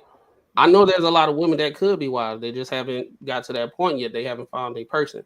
But in life, a lot of us go through this thing called life, and we just don't pair well with others just by expectation of what our household want to be. Just because we don't mesh well doesn't mean that that guy is not capable of being a leader, because I know there's a lot of women that have dated guys that are now married, and that woman is happy and like the way he leads. So that's the reason I'm saying, like, it's kind of hard to be like, well, most of y'all don't know how to lead. I think it's like this boogeyman complex, and like a lot of women like to say this, but if we actually look at the situation, you're not going to marry every single person that you actually get with. So therefore, I wouldn't expect them to be a husband for you and lead you. It's up that guy that you actually, like you said, connect with. I think that men can also be leaders while you're dating, just because it doesn't mean that the only person that you marry is the only one who knows how to lead. I don't think that. I've had healthy relationships and they did know how to lead. It just didn't work out. I've also had shitty ones and they didn't know how to lead, and those didn't work out. So I'm not saying that either, but as a collective, a lot, we can agree that a lot of men struggle with communication. Not all. And if you want to put yourself in the box, whatever, but not all men. But there are a lot of men out here that do not know how to communicate. Hey, actually, check this out. What if it was like this? Just say if it was majority of overweight dudes would always say, like, all of them, like 99% would say, this woman broke up with me, and most of the ones you're talking about were like slender girls. And they're like, all these women, these ones that I go for, they always break up with me because I make too much money. Just say that. And you'd be like, okay, you may have thought that's why they broke up with you, but that's probably not the reason. It's probably because you're overweight. That's probably not what they're looking for. So I'm saying you see that may be a bad analogy, but you see a lot of girls are using the same kind of group that say that. They're really independent women that always say men don't know how to lead. And when I say independent, I think that's what I'm talking about. It's either my way or the highway type shit. Like, I know exactly what I'm doing, and I don't need nobody else to even interrupt. Those kind of chicks are usually the ones that say men don't know how to lead. You never really see like real soft-spoken chicks talking about, I'm having a problem dating dudes because they don't know how to lead. You never really see that a lot. Interesting. So because if you're soft-spoken, then you feel that they find more men that know how to lead if you're soft-spoken. Is that all you heard? I'm saying that's one trait of a feminine woman. Very soft-spoken. Don't talk over people and do shit like that. So you don't really see people like women like that you know are feminine coming out and saying that men don't know how to lead. You never really see it very much. I'm just saying that's one trait of a feminine woman. Mm-hmm. There's way more traits to it. You know what it is. You know exactly what kind of girl I'm talking. So don't think. A lot of times you gotta look at a group of people who are saying it and then go out by that. They just don't know how it is. And just how you feel like a certain group of women. I think that so then we're on like the same page about how we feel about it. A certain group of women, you feel don't say it. Yeah. I feel a certain particular man doesn't know how to communicate. So also, I don't think leadership is only predicated on communication, though. I do agree with that as well. There are plenty of other factors. Yeah, a lot of guys don't want to lead. They're just trying to smash. And I think a lot of times when women get into these situations, their expectation for him to lead in there, and like they just want to smash. They make it seem like he tried to be a leader, but he only just wanted to smash. Now, I would say if you were in a relationship and it was serious and he wasn't trying to smash and he was actually trying to be there and be that leader of quality and all that stuff, I think most women wouldn't say if they had that type of relationship. A lot of them say it just didn't work out. We just had differences on some things or blah, blah, blah. And it just wasn't something I was looking for. We wasn't compatible and they just move on. I don't think most women would deem him as not suitable of a leader. Maybe not for you. Just like you said before, you said find somebody that you can communicate with. You don't want to deal with somebody that can't communicate with your snap. Right. Stop. But that same person that can't communicate with you based off who you are and your worldview, it might be with somebody else. Absolutely. So that's why I say this whole thing, most men do not know how to be leaders. I do not believe that is to be the case. Sure. Because I don't believe it's the case because a lot of times a lot of women base situationships as the merit of or the rubric of him trying to lead. Where both parties wasn't really being serious until somebody fell for one or the other and it just didn't work out. That stems also from communication. But absolutely. I'm not basing it off of that. If we're talking personally, I don't think a situationship I'm looking to somebody as to lead at all. Well, I'm saying a lot of times when women say this in general, they base it off the situationships. How do you know though? Because you may think it's a relationship, he thinks it's a situationship. But also that stems from communication. Let's not act like people don't lie. He probably didn't come out and straight up say this is a situationship. But he gave you all the signs that's what it is. But he didn't come out and exactly say all signs and saying, yeah, most men are sitting out here talking about I want the moon and the stars with you. Now, some are being honest, and I appreciate an honest man, but there are others that they aren't honest and they are lying. Marcus, you were just talking about not too long ago in episodes or whatever about being funny about how the fact of that you're not going to tell a girl whatever that you want to fuck two girls, you're just going to go out and cheat. Yeah. Exactly. You're proving my point. But that doesn't take away from that I still want to be with the girl, like my girlfriend or my wife at the time. This is what I mean. We're lacking of communication sometimes with certain people. Well, no, yeah. If I tell her that, she's probably not going to be with me. If I tell her that shit, she's probably not going to be with me. But the thing of me not telling her, this is the thing though. I have to gauge it too. Is this going to be detrimental to her? Is it going to be some negative effect if I do this? If it's not, I'm not going to tell you. If I end up liking this chick, then I'm going to tell you. I'm just so if it's something that will not hurt you, I know it won't fuck up what we got going on, then I'm not going to say shit. Mm-hmm. All right, I'll answer the question that you said, Ash. Wait, hold on. Before we dive deep into it, let's play the video a little bit more. Before we dive into it. It's all we ain't got much longer on it. Oh yeah, we only got it. And the reality of it is you're not. And you wonder why these women are not following you is because you're not a leader. You're not even showing none of these characteristics. It's the delusion of the reality that men are. I have women that follow me. There's this delusion of a reality and I feel like that's living another thing that isn't conducive with the real world anymore. It's the difference between money rules everything. That's the difference. Money rules everything. It's getting so cutthroat out here. I'm glad you said that. It's getting so cutthroat out here that money is over everything. Your mentality and money. If you're not on the same page in regard to how to overcome these obstacles that are amongst us during these unprecedented times, nobody has ever seen things like this in this country and throughout this year. I agree that women feel like money is their god. Money is their god. They worship money. And this is the problem. Because money gets you out of fuck niggas like this. You don't have to deal. You don't have to deal. You have the choice to live in your own truth, be in your own energy, definitely and do the things that you want to do until you die without ever having to deal with the counterparts. Right. Like Do with you the believe that the counterparts men that of value that these top nine? what men of value? Nobody cares about those men. Men don't. It doesn't matter. Bad bitches don't put men. You're not a bad bitch. You're not a bad bitch. Calm down.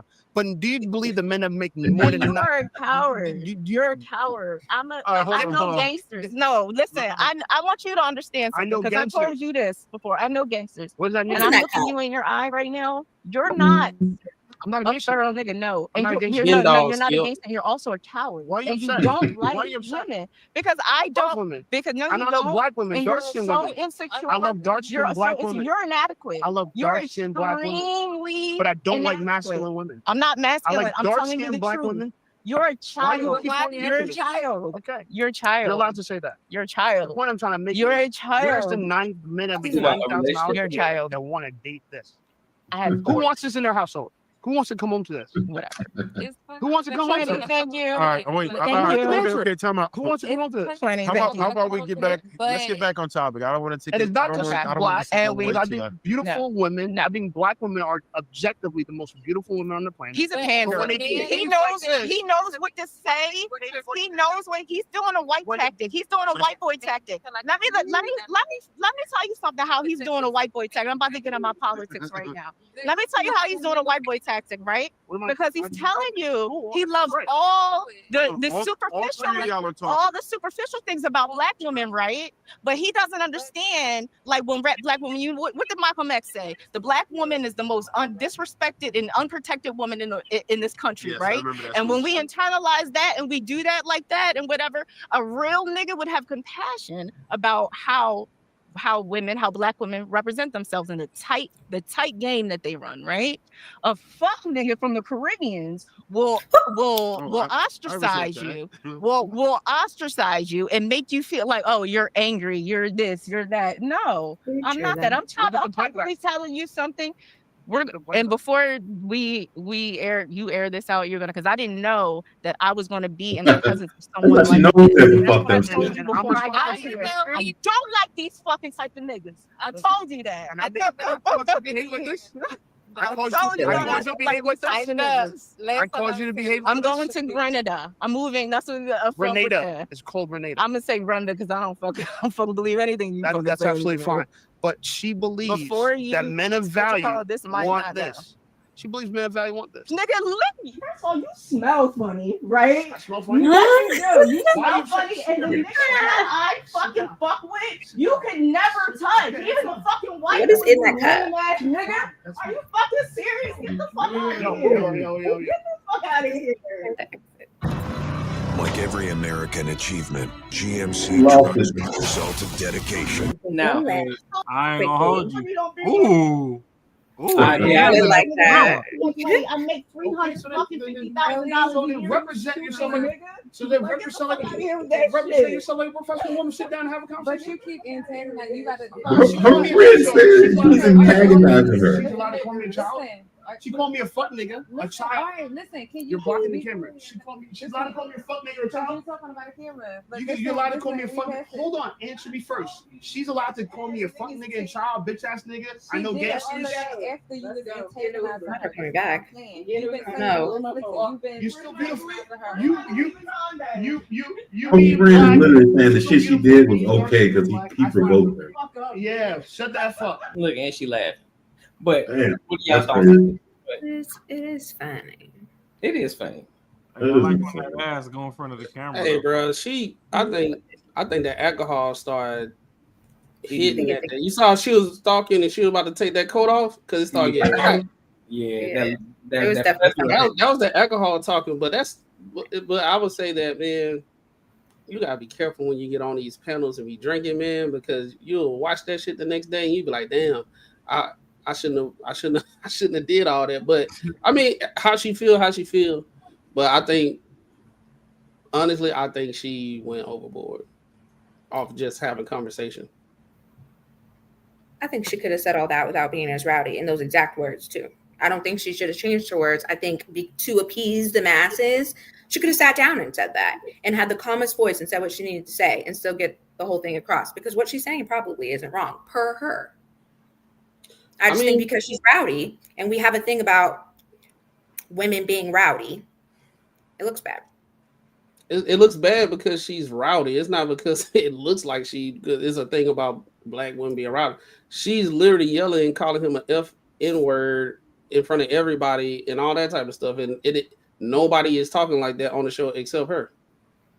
All I'm saying is, if that was a guy doing that, some hands would have been thrown. Oh yeah, it would have been got up there. So that's in that aspect right there, she's being very masculine. And these are the things that, I'm sorry, but this is the things that a lot of men talk about when it comes to black women. And again, it's not all these black women, because we already know that. Right. So it's always these kind of women that always get highlighted. And we always see shit, right? And so when we do see it, we gotta react to it, and we gotta hold that shit accountable. Absolutely. Like Shorty, I get it. You feel some type of way. Yeah, you may not like what he said. Cool. But not once did he come at you. Not once he come at you in an aggressive manner. He been sitting there chilling the whole time, hands up like this the entire time. You sitting up about to take your jacket off. Fuck nigga talking about who you know, what niggas you know, who from the hood about to flip the man head off and shit. Dog. Now, if this was a crash out nigga like old buddy, who old girl had the kids on, you know what I'm saying? That's the kind of shit that you find a nigga like that, he gonna bust you. He gonna give you a couple of them. So you gotta watch, and this is the thing, you gotta watch the type of people that you're around. This is the type of shit that we always talk about. Listen, I hear you. You got a smart mouth. You got an attitude. Cool, but understand, ain't nobody there to protect you. And you just talking reckless. You don't know what's gonna happen. Yeah. Honestly, I wouldn't have sat between both of them. Yeah, and she did say though that if she had known the type of man that she was sitting next to, she wouldn't want to come. It don't matter. She avoided it to avoid these situations. She should, and that's my thing is, she being from the military, she should already know to have that type of discernment and also have that control over herself. Because she talk about how much she's a vet, she should know how to control herself too, because they do teach that in the military, how to control yourself in situations. He didn't say anything that bad. But the thing about it is, you saying the type of guy he is, it's all about her assumptions. That's what I'm saying. For her, yeah, absolutely. Like, other people she has a preconceived notion of who he is. He showed her. Oh, he did throughout the clip, and that could be per her though. You know what I mean? He triggered some things that she's experienced before, and so she found out for her who exactly he is. And every time he spoke and said something, it just proved her more. I understand. I think that her flipping out as much as she did was crazy. A little bit, girl. You did a little too much. Say that drink to the cup was too much. It's insane. It's crazy. If I said something to a girl that I knew was gonna piss her off, bitch, you crazy as fuck. I know you crazy. And she gave me some sort of attitude. And at that point, now I'm assessing her and saying, I knew I shouldn't be hanging out with girls like this. Like, that's kind of how you do it. Like you're poking, and once he flips or does anything, now that's who he is. It doesn't matter what the fuck you said or how you brought it up. That doesn't even matter. Like, that's the craziest thing when you see conversations like this. And this dude has been calm the whole time. He was saying a general statement. May have not said some words that she wasn't like nice and pretty, and then now she gets reaction about it. She gets triggered, and then he kind of up a little bit more, and they get up and up and up, and now that's who he is. Now he's the fuck nigga and all this other shit. He was saying that though before it even got as rowdy. That's like saying, that's like us going to the club. Let me base it. We go to the club, okay? All of a sudden, we see a group start forming. And you hear on my mama or some crazy shit, we all know to start exiting. Why? Because we've already learned what happens in that situation. It's because we have learned about what things happen around us and how things are going to maneuver. And per her and per all of us, we have learned situations. But if you're the one that pushed the dude, and he said, "Oh my mama," then you can't be like, "Oh, you know what? Hey, we know what happened. That's how she in front of people." You know what I mean? You can't do that. It was building up though. Like, let's not act like it just came out of left field. Per her, that's how she was gonna be. Like, do you understand what I'm saying? Like they're just having a conversation, and then he says something that she didn't like. Just like if someone said, just something in general that black people got big ears or some shit like that. That has nothing to do with me. But then for some reason I show a lot of offense to it. And it, almost like you said to me, and then my attitude changes a little bit. So then it's like, all right, then so my attitude changes, then yours changes a little bit. So I kind of started, but the conversation I'm saying had nothing to do with you. You just took it. Right. So I mean, but you can't then judge that person and say, this is how I don't want to be around people like this. You need people who will just let you talk all the shit you want to talk and then just not say nothing. But that's not that we all know that's not what she was saying. Hey Ash, let me ask you this. If you were saying some stuff and I didn't like and I took it personal, am I justified to talk to you and call you a B word? No, and I'm not justifying her actions. No. I'm not saying that. I'm just asking. Like, if you said something that made me feel some type of way, do I have the go ahead to disrespect you? Everyone per me. Yeah, everybody can do what they want. That's what I'm trying to say. Everybody's gonna feel the way they want. If you wanted to call me a bitch, you were going to call me one, right? But if you didn't have to, you're not going to. If you don't want to, you're not going to. That's exactly how the other guy was. We can handle it in 72 different ways. I'm not justifying her actions. What I am saying is people are going to handle it how they want. She was triggered. She acted upon it. The drink was definitely glowing. She was doing a little too much. But if that's how she feels, that's how she feels. And I completely understand on how she feels per how she feels between him and her. She saw something she didn't like, and she's allowed to. We're allowed to react to different people. I can pick somebody out and I can see it. I literally spot them a mile away and be like, nah, I know I don't fuck with that one. That's just how it is. You learn from experience. Is it okay that she said all those things? No. Like, she called him a whole bunch of names.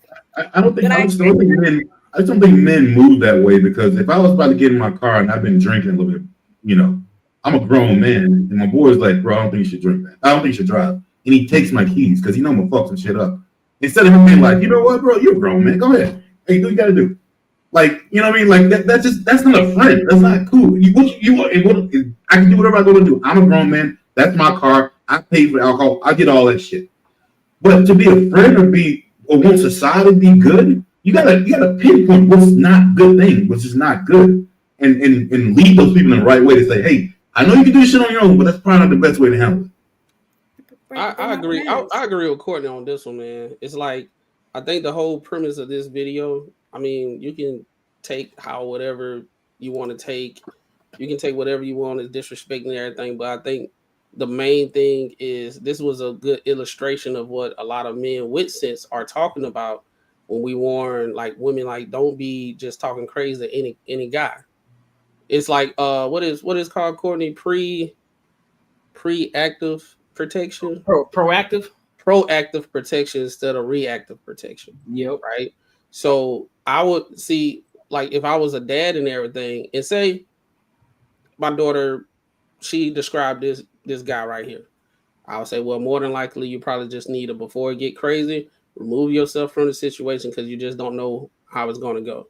If she do the opposite and flip his hat because she don't like the words that he said, then he choose to go upside her head and all that stuff. I ain't gonna say it's justified. I don't condone hitting women and everything, but I think these are one of the things that men are trying to communicate with women. Like, just because you feel something, this, that, and the third, don't mean you can just display that and get all in the dude's face and hit his hat and all that stuff. And how we see how this is. She tried to. Oh, I didn't. But he backed up. She tried to flip his hat. Yeah, I think that is. So then this is a good illustration right here. She was the aggressor, right? Yet the woman is going to him. His hands up. He like, I ain't trying to have no problem. This woman with the pink is laughing and trying to get on him to not react. But she can do whatever she want to do. Now, if this was the other way around, the host would have got up. People that was in the camera would have got up. They would have did a whole bunch of stuff. So I think that's what Courtney was trying to allude to. Like women need to like be careful when they interact with men in this way. If you do not like what you are more than welcome just to get up and say, hey, I don't like how this is going. I don't like him. F him. I'm gone. Right? No, she fed into it and actually was acting worse than everybody on the show. And became belligerent. Cause she like her homeboy Paul or Jack or whatever she had in that damn cup. Yeah, that cup was definitely doing something to her blood. Because when she first started, she probably was tilted, but I didn't hear a lot of slurring and all that type of stuff. Right. But when it got to right here, you can tell she was feeling herself. Right. And I think also too that comes from, I think that women should be able to express themselves if they don't like something that a man says. I don't think to immediately walk away, but I do think that you should never put your hands on a man or a man put his hands on a woman. But I also think like there are situational awareness when like he also knows not to like hit her. Now other men, there are men that will, but like that it would be unnecessary just because she called you a whole bunch of bitches and hoes doesn't mean you need to throw hands. Like there needs to be that level as well. Like I don't think women should just shut up and not say anything, but I also don't think men should just be putting their hands on women. Unless they're being touched. I don't condone violence. I think her touching him is crazy. And somebody made a good point. They just said at the end of the day, instead of trying to attack the person, just attack the points, attack the facts.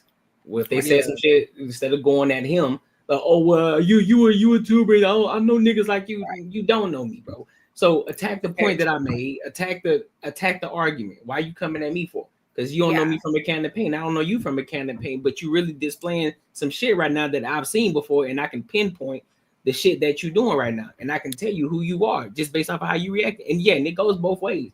But again, she's showing more of herself than he's showing himself. He's just talking the points, and he's just having a debate. So he's being a little bit more still in what he's talking about, and she's being the one that's a little bit more aggressive. So in that, just attack the points. That's it. You get triggered by it, cool. That's on you. That's your problem. But that ain't my problem. Attack the points, and then if you can't attack the points, just shut the fuck up. And I wouldn't sit by nobody that got black gloves on inside. Facts. Like for real. That's getting a little weird as well. It's getting weird, but I mean, again, he hasn't posed a threat to anybody. He just talking. Right. Yeah. Well, I don't think. I mean, you know, her flicking his hat is definitely a threat, but outside of that, I don't think any of that was. What you mean? Her doing this, her sitting up, doing this. Oh, that part, yeah. But when she started to get up and moving, absolutely, as in like she's.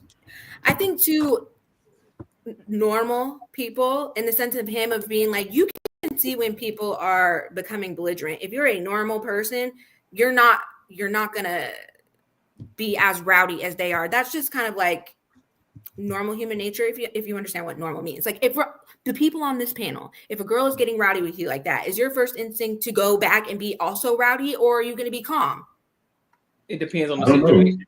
In this specific situation, I might feel like arguing with her. That part is fine, but are you going to feel like doing anything else? But I'm talking about, you know what I mean? Like, I might push her ass. If she try to touch me, I might push her. That part is fine because she put your hands on you, but that's what I mean. Like, you're not immediately going to start swinging. Like, that's just what I mean by normal. Like, we all have some self-awareness of just like, I don't think he was either. No, I'm just saying that there's some self-aware. I think most men don't. I think in general, most men would do what he's doing. There's a small amount of men that would go back and forth and do that. Right. But I think most men, and I've seen the time and time again, most men would do what he's doing. Yeah. But the thing I think what Courtney is alluding to is we don't live in an absolute world. So we can't say just because most would do it, you might get the right one that day that ain't got no sense. And that's the proactive protection that I think a lot of us men try to tell women. Don't put your hand just because you don't like the dude, don't put your hands on them. Don't get up because if he was a guy, right? If she was a guy, the way she raised up and started doing this and all that stuff, he would have raised up and he was like, "What you trying to do?" Facts. That'll be the first question. What type of time you got going on? What you trying to do? What you want? But we literally honestly seen that because that's what happened on that Joe Budden podcast when we covered. Guy sitting in the chair.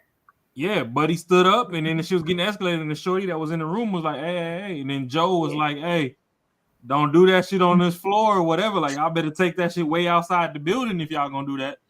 Yeah. But you know, once you raise up, it's like, all right, well, shit, what's really up? Right. And that's where like the whole masculine shit come into the perspective, so to speak. Which is where I say women are the ones that are toxic masculine. Because as a man, whatever the fuck I gotta do to protect what I gotta do to protect what I got. But women with a clitoris and not a dick, y'all trying to be diet man, Y'all ain't got what we got. Y'all Right. ain't So got you already know that it's not that. y'all got yeah, but the thing is, for some reason, some women think that because they can act emboldened to do some shit that is just supposed to be fucking tolerated. And it's like, no.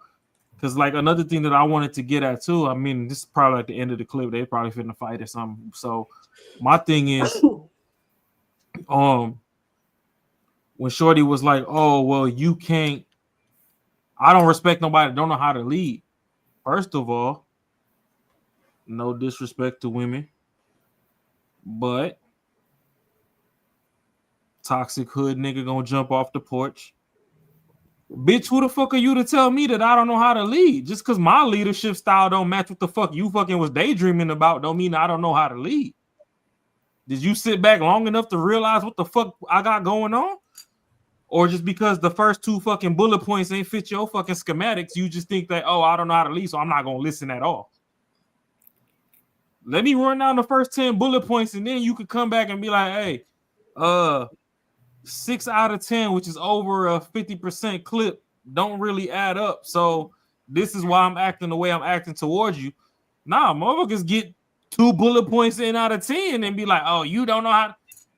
First of all, bitch, you not seeing the bigger picture. You in your emotions right now. Zoom out. Exactly. Yeah.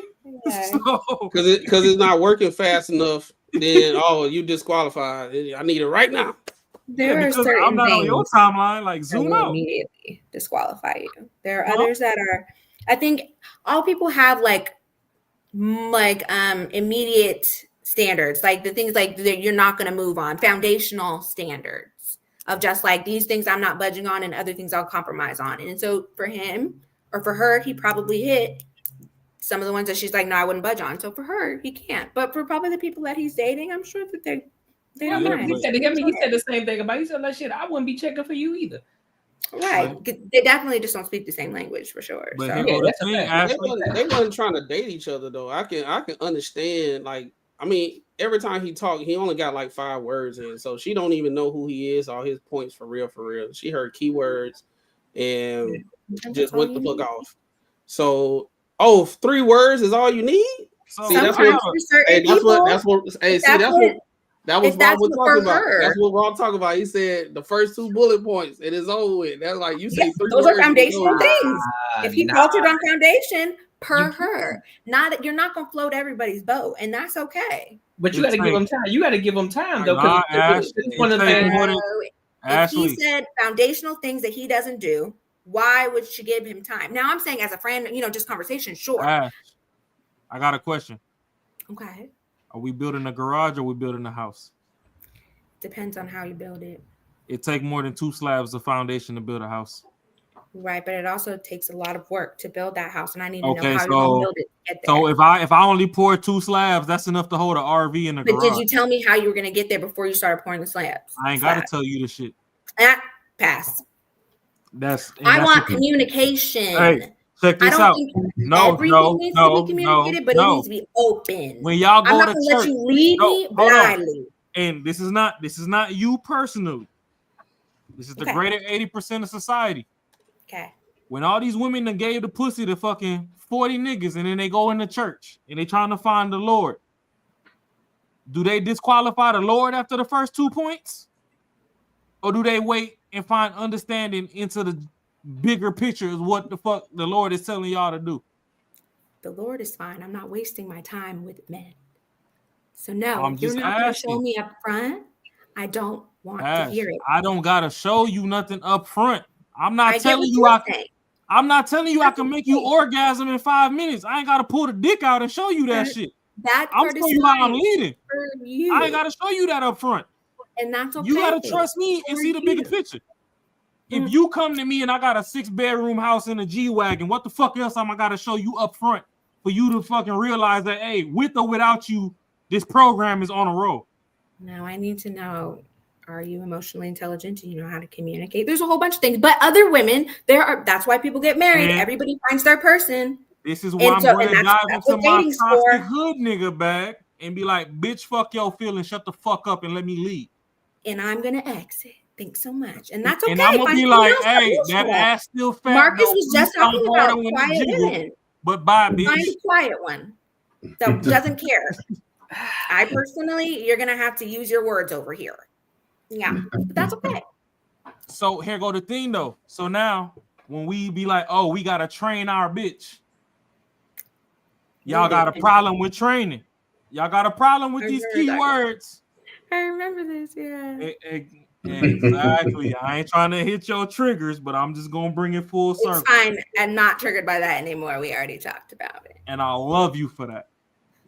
You smile so beautiful. I love you for that. But how long, go ahead, Matt.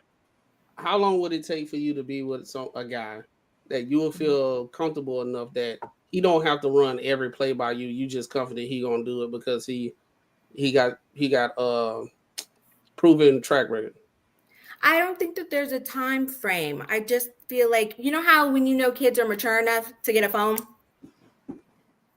I see it as the same thing. You know, like, because it really doesn't matter the age as long as your child is mature enough because they've shown you that they're mature. Not saying that you need to wait 9 years to do it. I'm just saying in general of when you find a child that's mature enough to have the phone. Instead of being like, well, I'm going to give it to her at 15, she might get it at 9 because she's mature enough for it because she's shown that. I got a question for you. In the middle of that, when we were kids, we had, you know, the AOL chat rooms and all that back then. Crazy work. You know, when you had the ASL and, you know, all that shit. Yahoo, yeah. Be 100% honest. The type of shit we was doing behind the scenes, we were mature enough for that shit. Should have never had a computer. I was wilding out. But but still responsible. There are other attributes, though, that led me to still be responsible. I'm not saying that everything has to be perfect. Yeah. You're so beautiful.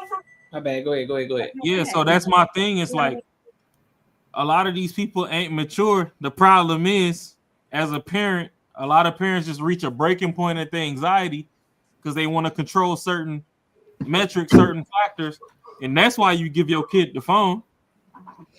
You know right now, especially with Apple products, if you want to go Apple over Android, especially with Apple products, you know that you can track that bitch wherever the fuck is at by yourself. You ain't gotta depend on the police department. Right. You can do find my device and figure out wherever the fuck that device is at, as long as it's within your network. Yeah. So did you really trust that kid, or did you just want to add extra parental guards? Well, that's what I mean, though. You find them responsible enough to have the phone, and then of course you add guards, which I think is the same thing. Like, that's what I mean by leading. Like, obviously you're not going to have every play-by-play, but there's enough there to be like, okay, this will work, and then you grow with that person. But here's the thing, though. But here's the thing, though. I just think that it's a personal thing with, you know, with the women who feel as if they have to question, like, okay, can you tell me a little bit about this? Sometimes just let me rock out. I got it. Don't trip. Because a lot of times, because you got to look at it sometimes too, though, because a lot of women want men to conform to what women want as far as communication. All right, sometimes, but in this situation, I need you to conform to what I need. Listen, I don't need to communicate this to you, nor do I want to, nor do I care to right now, because I got things to take care of. So just sit back and just know and trust that I got it. Because most men, my word is my bond. So if I tell you I got it, that means I got it. I don't need you to question me, because now you're gonna piss me off. Absolutely. I agree with that. I think yeah, in some cases I do agree with you. Yeah, communication is key, but a lot of times I don't need to be questioned about everything. It's like, all right, if I say this, just rock with it and just roll with it. Right. And when you prove that, absolutely. I definitely get when I say by prove it in the sense of if you say something to me, because this is how I also clock men, of being like, I'll see how this goes. If you tell me a whole bunch of things but don't follow through, you're already leading to me where I can't be trusted. So if you tell me things and you follow through, I'm already going to start relaxing. And I'm not the type of person to be like, what is this? What is this? What is this? What is this? That's not what I'm talking about. I let you show me, and then I move that way. I'm quick to be like, okay, never mind, I don't like it. Ash, I got a question for you. Saying that if it's me and you, we're on a date, I gotta prove shit to you, right? It's not. You don't have to prove anything to me. I'm just saying though, if I gotta prove stuff to you, are you patient enough to zoom out to see what's going on? If I tell you I'm gonna be somewhere at 9 p.m. on Friday, But I got one of them jobs to where I'm actually the leader at my job. So you ain't qualified me to be your leader yet. But at my job, I got 20, 30, 40 niggas under me. Sure. And some shit went haywire, and I couldn't leave my job to come go on a date with you that I planned. Yes. Are you magically gonna hold me accountable, being like, oh, well, I can't trust this nigga. He couldn't even show up at 9 p.m. on Friday to take me to chill. What did you do? Did you tell her that you couldn't make it? Whether I could tell her or not, it don't matter. So I have to do my job because I get what you're saying. Right. But I'm just letting you know, if you had like in the middle of all that craziness or whatever, you had just quickly texted and said like, hey, I can't make it tonight. And then we talk about it later. Cool. I'm good. But if we lead up to 9 o'clock and you don't say anything to me, it's now 9:30, 10 o'clock, 11 o'clock. And then you hit me up talking about I got hung up at work. Oh, I knew you took a piss or a shit in that period of time. You chose still not to speak to me. Okay. I'm good. I'm good off that. At the same time, it takes 2 seconds to be like, can't make it. I'll talk to you later about it. Boom. But with you having insider knowledge, not every job allows you to have your phone on the floor. That My phone has fine. to be in the locker for the entirety of my shift. Are you patient enough to wait till 11:45 when I get off to be like, hey, I know I let you down today, but something came up at work. I had to lead my team through it. Like, I know there was no communication from 9 to 11:45. You pissed smooth the fuck off at me right now. Right. But please, I'm going to call you in the morning and I'm going to let you know what the fuck went on. Just answer your phone. That part is fine as long as before it was set a precedent if I have to leave my phone in the locker and I can't speak. Yeah, but if I am already aware of that, sure. The first time, you get a first strike with me. The first time, sure. Absolutely. But a second strike after we already communicated about it and now we both have expectations of what's being said, But here and then something else happens, not the same thing, but something else, you're already showing me that it's just not going to work for me. Because but I told you that I showed up for you as a protector and a provider, right? Immediately? No, I'm just saying, as a man, the base model of a man is to protect and provide, right? And you've already shown me that. So I ain't got to show you shit. Well, you just showed me that. That's what you said. You said I showed you that protect. But right now, you still trying to quantify. Me showing you is way on bullet point 5. You trying to disqualify me on bullet point 2. It depends on how you get to there. And that's bullshit is what I'm driving at. I give 2 strikes and then you're out. It is what it is. But that's okay because everybody has their own lane. You know what I mean? That just means you weren't meant for me. I wasn't meant for you. And now you can go and find who was meant for you. There's nothing wrong with that. How do you know that we weren't meant for each other if you because quit? You were already moving funny quickly. Nah, I'm not moving funny. You quit before you even got to the game.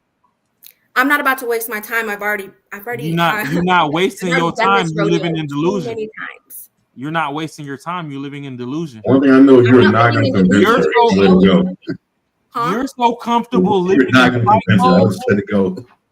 The problem with women nowadays is, okay, I'm going to take it off for you. The problem with a lot of women nowadays, just like this woman over here. Oh, I'm a vet. Whoop-de. Okay, bitch, fuck you, Courtney a vet. What happened? We done level the playing field. What happened? Right.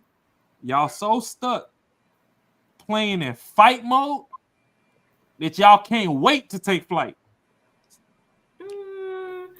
I can't speak for other women on that one. For her, she just got out of her relationship, so she's still hurt. She's healing. So for her, I get it. I mean, she was on and off, so it wasn't that serious. Okay, so if you got out of a relationship with a 5-incher, I would not say anything is hurt about that lady. Hey, on some comedic shit, I don't believe shit she said though. If she got on some comedic shit, just to add some comedic relief, if she got out of a relationship with a 5-incher and she run into a 9-incher, she gonna get hurt again regardless. Just on some dumb shit. But no experience. I'm just trying to lighten the mood. But you want to know what the interesting thing is? Go ahead, man. You know what the interesting thing is that I think a lot of women don't appreciate from men in general? I ain't talking about ain't shit, man. I'm just saying average man, good men, men ain't shit, whatever. I think a lot of times y'all don't really understand how much men are going through this thing called life and we figuring it out and we just trying to do the best we can do. Right. Sometimes we don't have everything step by step what we're going to do. We just know we're going to get it done. We're going to figure it out. and we're gonna go through that tough patch, and whatever happens, we're gonna go through it, and we're gonna figure it out. I think sometimes a lot of women, they look at that, oh, he don't know what he's doing, so I'm questioning him. What we gonna do? Blah blah blah blah blah. You be like, look, I got it. Don't worry about it. Oh, I'm unsure. I'm gone. Right? But there's no handbook about like how to. There's things that you can learn from your dad and all that type of stuff, and you can have like certain instincts and stuff. But when you're going through life, you buy your car, you got your house, you done lost your job, you got to make something out of nothing and everything of that nature. I don't think a lot of women, not saying you, I'm just saying in general, when these conversations come up, I don't think they really understand what men actually go through when we don't know the actual steps, but we just know we have to get to this point and we figure it out. I think I do understand what you're saying, and I agree that, we're both having different experiences. So absolutely. But I do think as a woman that a lot of women do stay for that, to find. A lot of women stay in relationships for a long period of time, watching to see what happens with their person because they want to build with their person. I think once we hit a certain age, and that's kind of where I'm personally sitting, once you hit a certain age, you don't want to do the shooting in the gym with you anymore. We want a plan. Once you hit a particular age, I need you to have a plan. You're not about to be over here 35 and up telling me that you still don't know what you want to do. Personally, other people can, and that's totally okay. Personally, for me, I need a little bit of a plan. I do. I need you to have one because I have one. And that's all I'm asking for is I need you to have what I have or more. I can agree. I can agree with the age situation. Like if you're 40 years old and you making like 30,000, you're like, yeah, I'm trying to figure it out. It's kind of like, damn, what you been doing, bro? But I'm saying on like the average stuff, like I say let's do the average income. Let's put 10 on top of that. So I think the average income is about 50. Let's just say 50. Yeah. Both the woman making 50, the man making 50. And I'm speaking of like things in that nature. We're past that, right? We're past that intro. We was 28, 24 years old and all that type of stuff. I'm talking about when we hit this new point of our life in this day and age. Let's say I'm 32 and it's the first time I ever lost my job.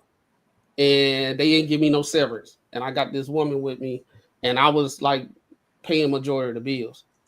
Yeah. There's a lot of women out there that will be like, oh, he on a time limit. If he don't get it together in 2 months, then I got to go. Right? Because a lot of women that will stay. But yeah. Yeah. So we understand the dating statistic. It takes like at least 6 months to find you another job. It don't happen. It usually take a whole month to go through 3 panels of interviews. You know what I'm saying? So I'm just speaking of like things. This is a new thing with him that he's trying to figure out because I didn't got laid off. I didn't got fired. But every time I didn't know what I was going to do next, it pushed me to get to where I am today.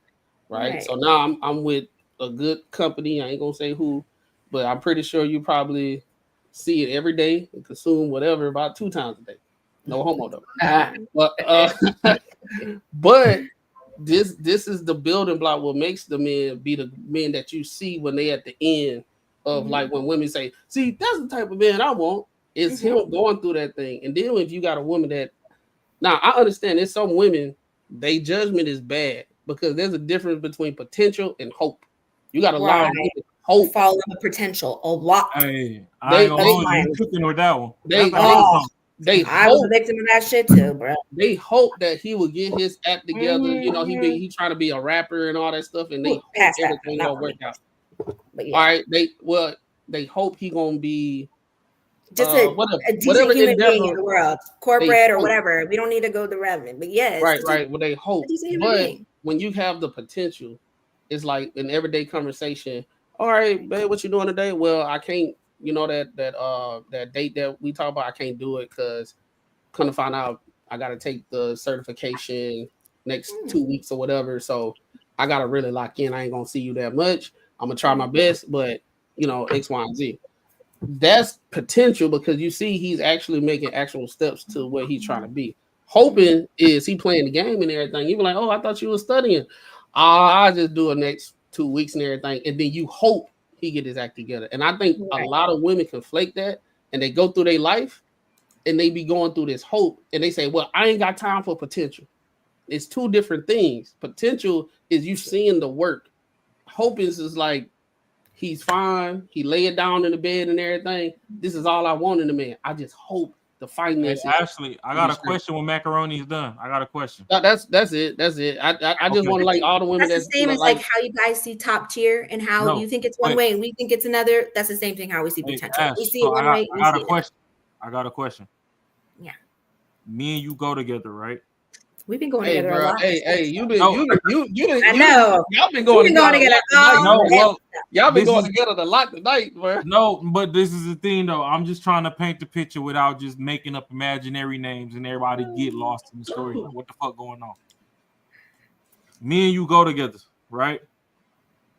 I told you no matter what, I'm providing, I'm protecting. Right? Mm-hmm. A wrench gets thrown in my program. Right? Mm-hmm.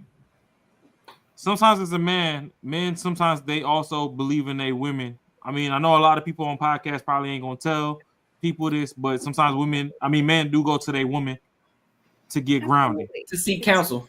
So here go my thing. Here go my thing. It even goes back to Buddy that had the kids outside of his relationship. Can you believe in me longer than I believe in myself? If I give up on myself, will you stay there long enough to reset me? Now, if you absolutely can't reset me, I understand that part to where you leave afterwards. Yeah. But my question is, because this is the problem with a lot of modern women. They give up on their man before their man even give up on himself. It's also too depending how men act when finances, because a lot of men are built on finances. That's where they feel. It depends on how men act. Like when you deal with certain men that are financially hurting, they struggle with everything else. It's how they treat you. That's why, like, you never date a broke man, because he's gonna treat you like shit. But that's the thing, some though. that are like that. That's why I'm not come up going, with that thing. and I understand that. I'm not going to tell you to subject yourself to a man to where when you got into a relationship with him, he was financially broke, because before he became financially broke, other processes in his system broke way before that. Right. But if you came into a healthy situation where everything was working and a wrench got thrown into his program, because a lot of shit happens. It's like a relationship is in symbiosis, right? It's kind of like the movie Spawn. Dude was just a human, but the alien symbiote, when that motherfucker linked with him, ain't much anything on Earth minus loud noises that can stop him. Fact. You know what I mean? That's kind of like a relationship. You should be able to ignore the majority of the loud noises outside and find grounding within each other. Absolutely. That's your person. Right? Absolutely. So my thing is, I know we joking about on the pod, but if we go together and I get down bad to where I give up on myself. Yeah. As a woman, knowing that when you came in, you bet all your cards on me. Right. Do you have the wherewithal to at least try to reset my grounding to where I get back on track to take care of us before you give up on me? Absolutely. I think that's if the immediate time a wrench gets in my cog, you fucking dip. That's where you get all these supervillains from, and they're like, "Fuck it, why do I need a bitch? Like, I just need some pussy. I just need some head." Like, why am I? I think it just depends on the person. But I mean, if that's your person and you rocking with them, of course you're gonna stick around to see where it goes after. But I mean, if it's not, then they're gonna leave. I think, it obviously hurts and shit like that. It's fucked up, but that also just lets you know that wasn't your person. Let's heal and move to the next. Because from the podcast, like, she's disqualifying Buddy before she even got to the starting line. It's just like Courtney said, he's a vet with a podcast. What the fuck do you mean? I mean, we can go to Buddy's channel. I think he got like 10K followers. I thought she was talking. The one next to him is that he does podcast. Yeah, the one that was sitting next to her, or the one across. Yeah, no, dude that was sitting in the middle. That's his program. Oh, he does podcast. Right. He got like 10K followers. But is he like What kind No, of podcast? I'm just saying, most people start a podcast, they can't even monetize the bitch. And That monetization part is is 1,000. totally fine. It's not about the numbers. It's about what the content is about. And I Rising women. I understand that as well, but whatever your content is about or not, you made it beyond the starting line to where you're actually getting paid for showing up now. You no longer doing this shit for free. Knocked his business. She was knocking him as a person. She wasn't knocking what he does in the sense of what he does. She's knocking his personality. Oh, she said you're a podcaster many of times. Yeah, but in the sense of, because when we think of podcast men, that's why we say like those men. No. He said he got a YouTube channel. He didn't say he had a podcast. He said that's what I thought, but they're saying he's a podcaster. So then, I don't know if he's a podcaster. I just heard her say he a YouTuber. A YouTuber. There you go. Oh, okay. So he's not. YouTuber don't make money. But here go the thing, though, right? See, my thing that's really disrespectful. We don't go to a chick and walk up to her and be like, "Oh, you just an OnlyFans bitch." Some do though. Some do. I probably look at you, Marcus. Thank you. I know, yes, but the thing is, if you can capitalize off of it, whether we agree with it or not, we let you rock. Yeah. Some don't. Let's back up, because there are a lot of people that dog women out for their past and their current all the time. That's literally how podcast men are made. But it depends on what they're trying to do. If they think they can hold up with just say Donald Trump in a conversation and they think they deserve to be in those rooms, then no, you'll get dogged. But yeah, if you just say, yo, I'm making money, cool, no, what does it fuck? Oh, do you think there's a lot of podcasts? I'm speaking in the spectrum of the majority. The majority of dudes is like, I probably wouldn't marry you, but we could go get dinner or something. But the reason I'm not gonna be in a relationship longer than 3 months with you is because you selling ass. So why are you talking to her? Just to get some ass. He wild about taking him out the date. The reason I'm talking to you right now is I seen the highlight reel and it was hitting, and I'm trying to review the tape in person. And that's valid if you're honest. I think people want F buddies. There's nothing wrong with that. Just be honest about it. I seen the highlight reel. I'm gonna take you some whole. We not finna go get 50 Flow Hibachi. I know the motherfucker that served the food at that hibachi spot. I'm taking you to that hole in the wall where they don't know me, they don't know you. Facts. I'm gonna see if the in real life experience was like the highlight reel. Duck off.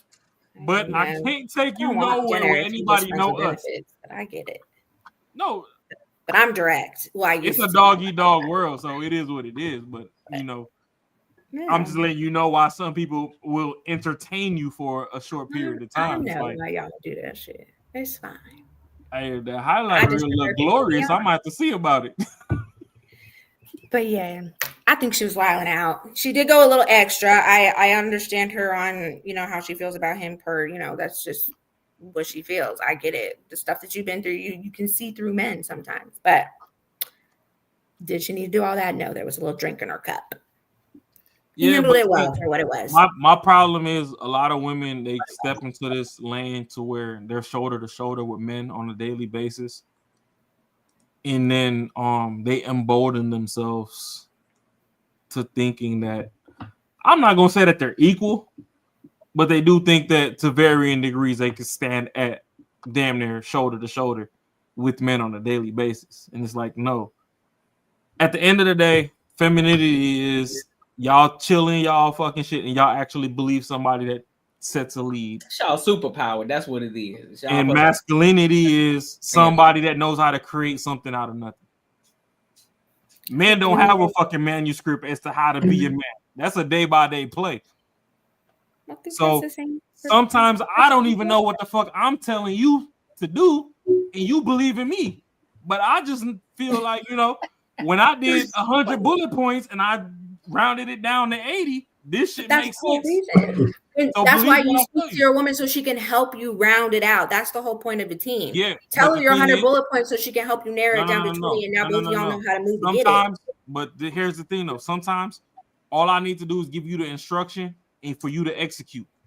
I That don't part need you to is start. fine, depending. I don't need you to start dissecting the shit, because once you start dissecting the shit, and I start coming up blank, now you're not trying to listen. Well, I need it to sound logical. I'm not about to be out here doing something that I don't think is smart. It don't gotta sound good. Well, that's communication. I'm not about to be doing something I think is stupid. No. No. But if we communicate and we work together, and I fully understand where you're coming from, absolutely, I'll support you. I'm gonna still do me, but I'm gonna support you. If I took you out the pool and been like, "Hey, I'm willing to die for you. You willing to die for me?" And you like, "Oh, that's a decent concept, you know." All right, I'm gonna test you for a week or two, and I'll show you that I'm willing to die for you. Now that I put you on the line to die for me, and you know that I don't want to lose you. Don't get me wrong. There's people that there's people that elect some sacrificial lambs. So don't get me wrong. But love how Marcus understood. Nobody, man. I don't give a fuck. Don't get me wrong. It's some crash outs out there that will really elect some sacrificial lambs. But once I showed you that no questions asked, I'll die for you. If I give you some instructions and be like, "Hey, would you die for me behind this?" And you know that if shit hits the fan, I'll damn near be like, "Fuck it, we die together." You gonna still question me? I think you need to use different analogies, because you're just going off of death, and I'm like, what is that serious for it to be like, you're gonna die for me, I'm gonna die for you? And we're just going to the store. What do you mean? That's the beauty of being a woman, right? And I appreciate that. You know what I mean? You got because a man, we don't gotta question this shit. And that's just we like fuck it. The deep end is the deep end. I done did this equation 100 ways, and I realized, you know what? There is a 60% chance that I make it. 60 is greater than 50, so we over half and half. And you know, I think that's valid. Just like Smoke just said, we put our faith in God. If I jump off the diving board, I need you to jump with me. The reason it even got to 60% is because we jumped together. If you stay back on the shoreline and you questioning me, and I will jump. But if it doesn't make sense and it's not logical, and you're not willing to discuss for us to make it to where it does make sense, I'm not jumping. But you can find somebody who will jump, and that's okay. And honestly, now I see why there's piss in the dating pool. You can see that. I see it as in, because you think that I'm just going to blindly jump off nothing. That's why I think there's piss in the dating pool. So it's okay. Whatever it is you like. I'm gonna leave it at that, because the thing is, but if we've grown something, sure. But until we got up to the jump off the bridge moment, I done showed you 1,000,000 times that that's different. You know what I mean? You so tell me if at some that's point where we're at, oh cool, I'll do it. Even in the Bible with the disciples, fucking whim, absolutely. If you've shown that is something that can work, in the Bible, we want to spend 60 grand and we only got 80 grand in savings. Fuck yeah, do it. I'm here in the for Bible, right? Even in the Bible, there was 12 disciples. Jesus knew 1 out of the 12 was going to betray him. But he knew 11 out of the 12 were going to shut the fuck up and just do as told. Rocked out. That's why you got to find your person. So don't question me. Don't question me 12 times. Are you willing to rock with me 11 out of 12 times to get to a goal? Well, for me, why would you need to question you 12 times if you communicated the first time? I don't have to explain everything to you. Everything doesn't have to make sense.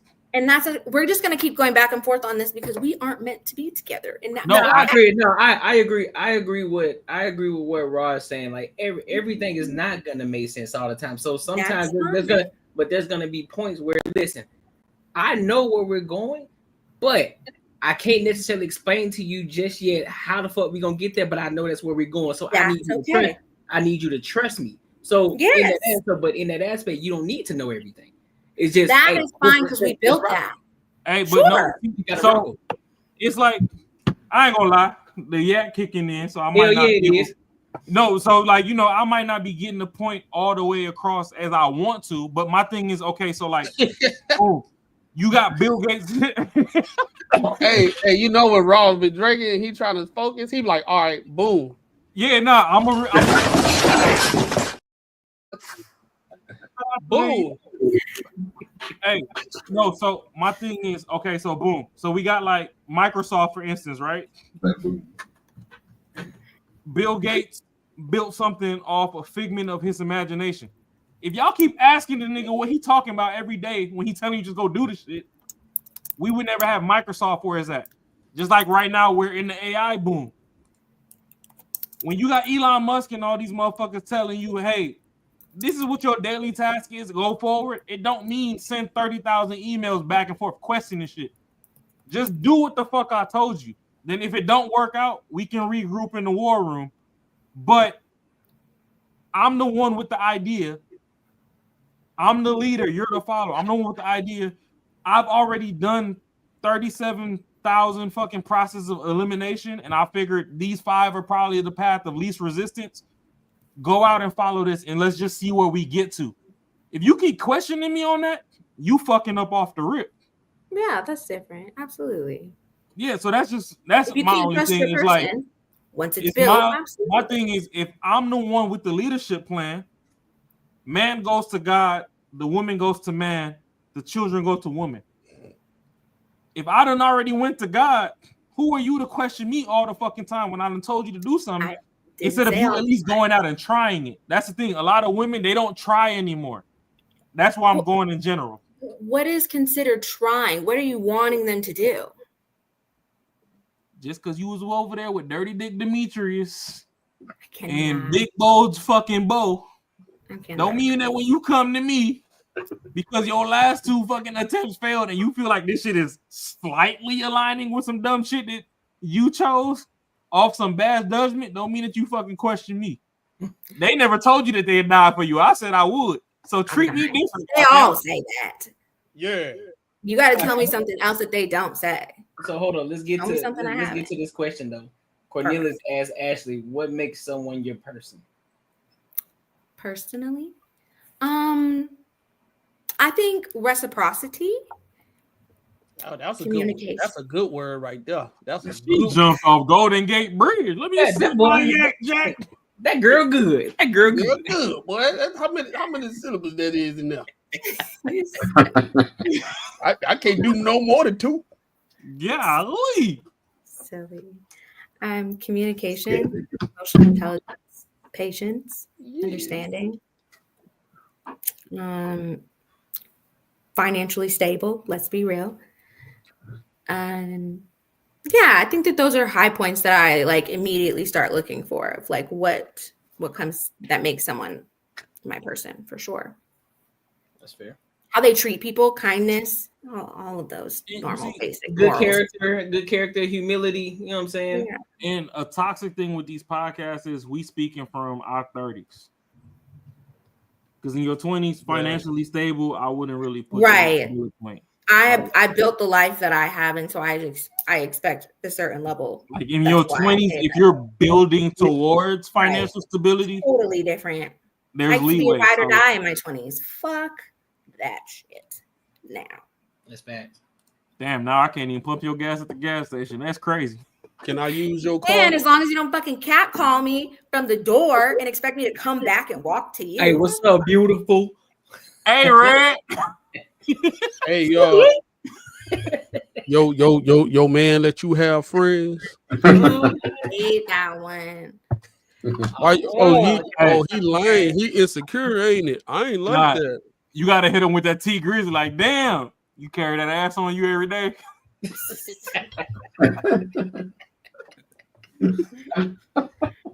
Where my hug at? Where my hug at? I'm like, yo. You're giving me goosebumps. See, next thing you know, you see a pump of gas. Damn, goosebumps is wild. Not the PTSD on the pod. You see that sundress is over with. Well, yo, if I put 50 in the tank, you'll give me 10. Hey, Courtney. What's up? I ain't gonna hold you. That sundress with no panties on be hypnotizing sometimes. That's what y'all in sweats are the same way. We see in the same. Hey, gray sweatpants. Stop it. Hey. I'm gonna concede at the middle line of the battlegrounds. Listen, that that's our cue. That's the cue. That's the cue. That's the cue. Hey, but Courtney was asking questions too, though. What's up? Oh, who asked me? T Smoke? Nah, Cornelius. He said, once you deem them your person, how much are you willing to struggle to go through with that person? Is the point that when you quit cause that person is for you? If you broke, just say that. If you broke, just say that. I'm in tears. Dying. That's nasty work. Well, I'm not gonna be in a situation like that, but to be broke. But I think that I'm okay with if that's my person, I'm down. You know what I mean? Like you always have to find out like how that person reacts when they're angry, how that person reacts when someone dies, how that person reacts when they lose their job, things like that. So if that's my person, like I'm a rock with you. Like because even if the outside is loud, the inside is still us. And I'm good with that. We can make some shit shake. We can make it through. Because if it's not you, it's gonna be me. Like that's how I see a team.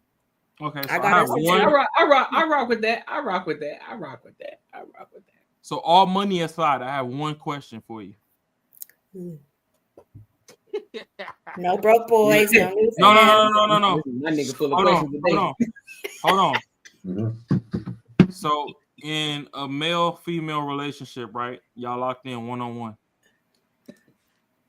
How much struggle does it take for you to endure to where you actually lock in and are willing to move forward with that person without you giving up and just like, you know what, I'm just over it. I'm not going through this with this person. Like, how much do they have to show on a woman's perspective? How much does the male have to show for you to go forward? Especially like, let's say in your 30s, because I can tell probably in your 20s, you done moved past a couple heartbreaks. Oh, so that is why your 30s, I am the way I am now. Yeah, so like 30s and 40s. I've been through a lot. How much are you willing to endure with your person to where you can work through it instead of just giving up at the first sign of some shit that you went through in your 20s and you like, oh no, fuck this, I'm gone. Right. I think that it depends on how good our foundation is, to be honest, because it all really depends on what the situation is. But I told you that word. Foundation. It depends on how much we built it. You know what I mean? If there's too much going on in the first 2 months, I'm good. Honestly, in the first month, I'm good off you. You know what I mean? So, but if we're in for a couple of years, like at that point, especially because I'm intentionally dating, we pretty much we're locked in at that point. Where currently I am in my life right now. If I'm with you that long, you're most likely my man. So I got you. You know what I mean? And we're unhappy continuously for long periods of time. There hasn't been like a recovery point. It's not us anymore. It's everything.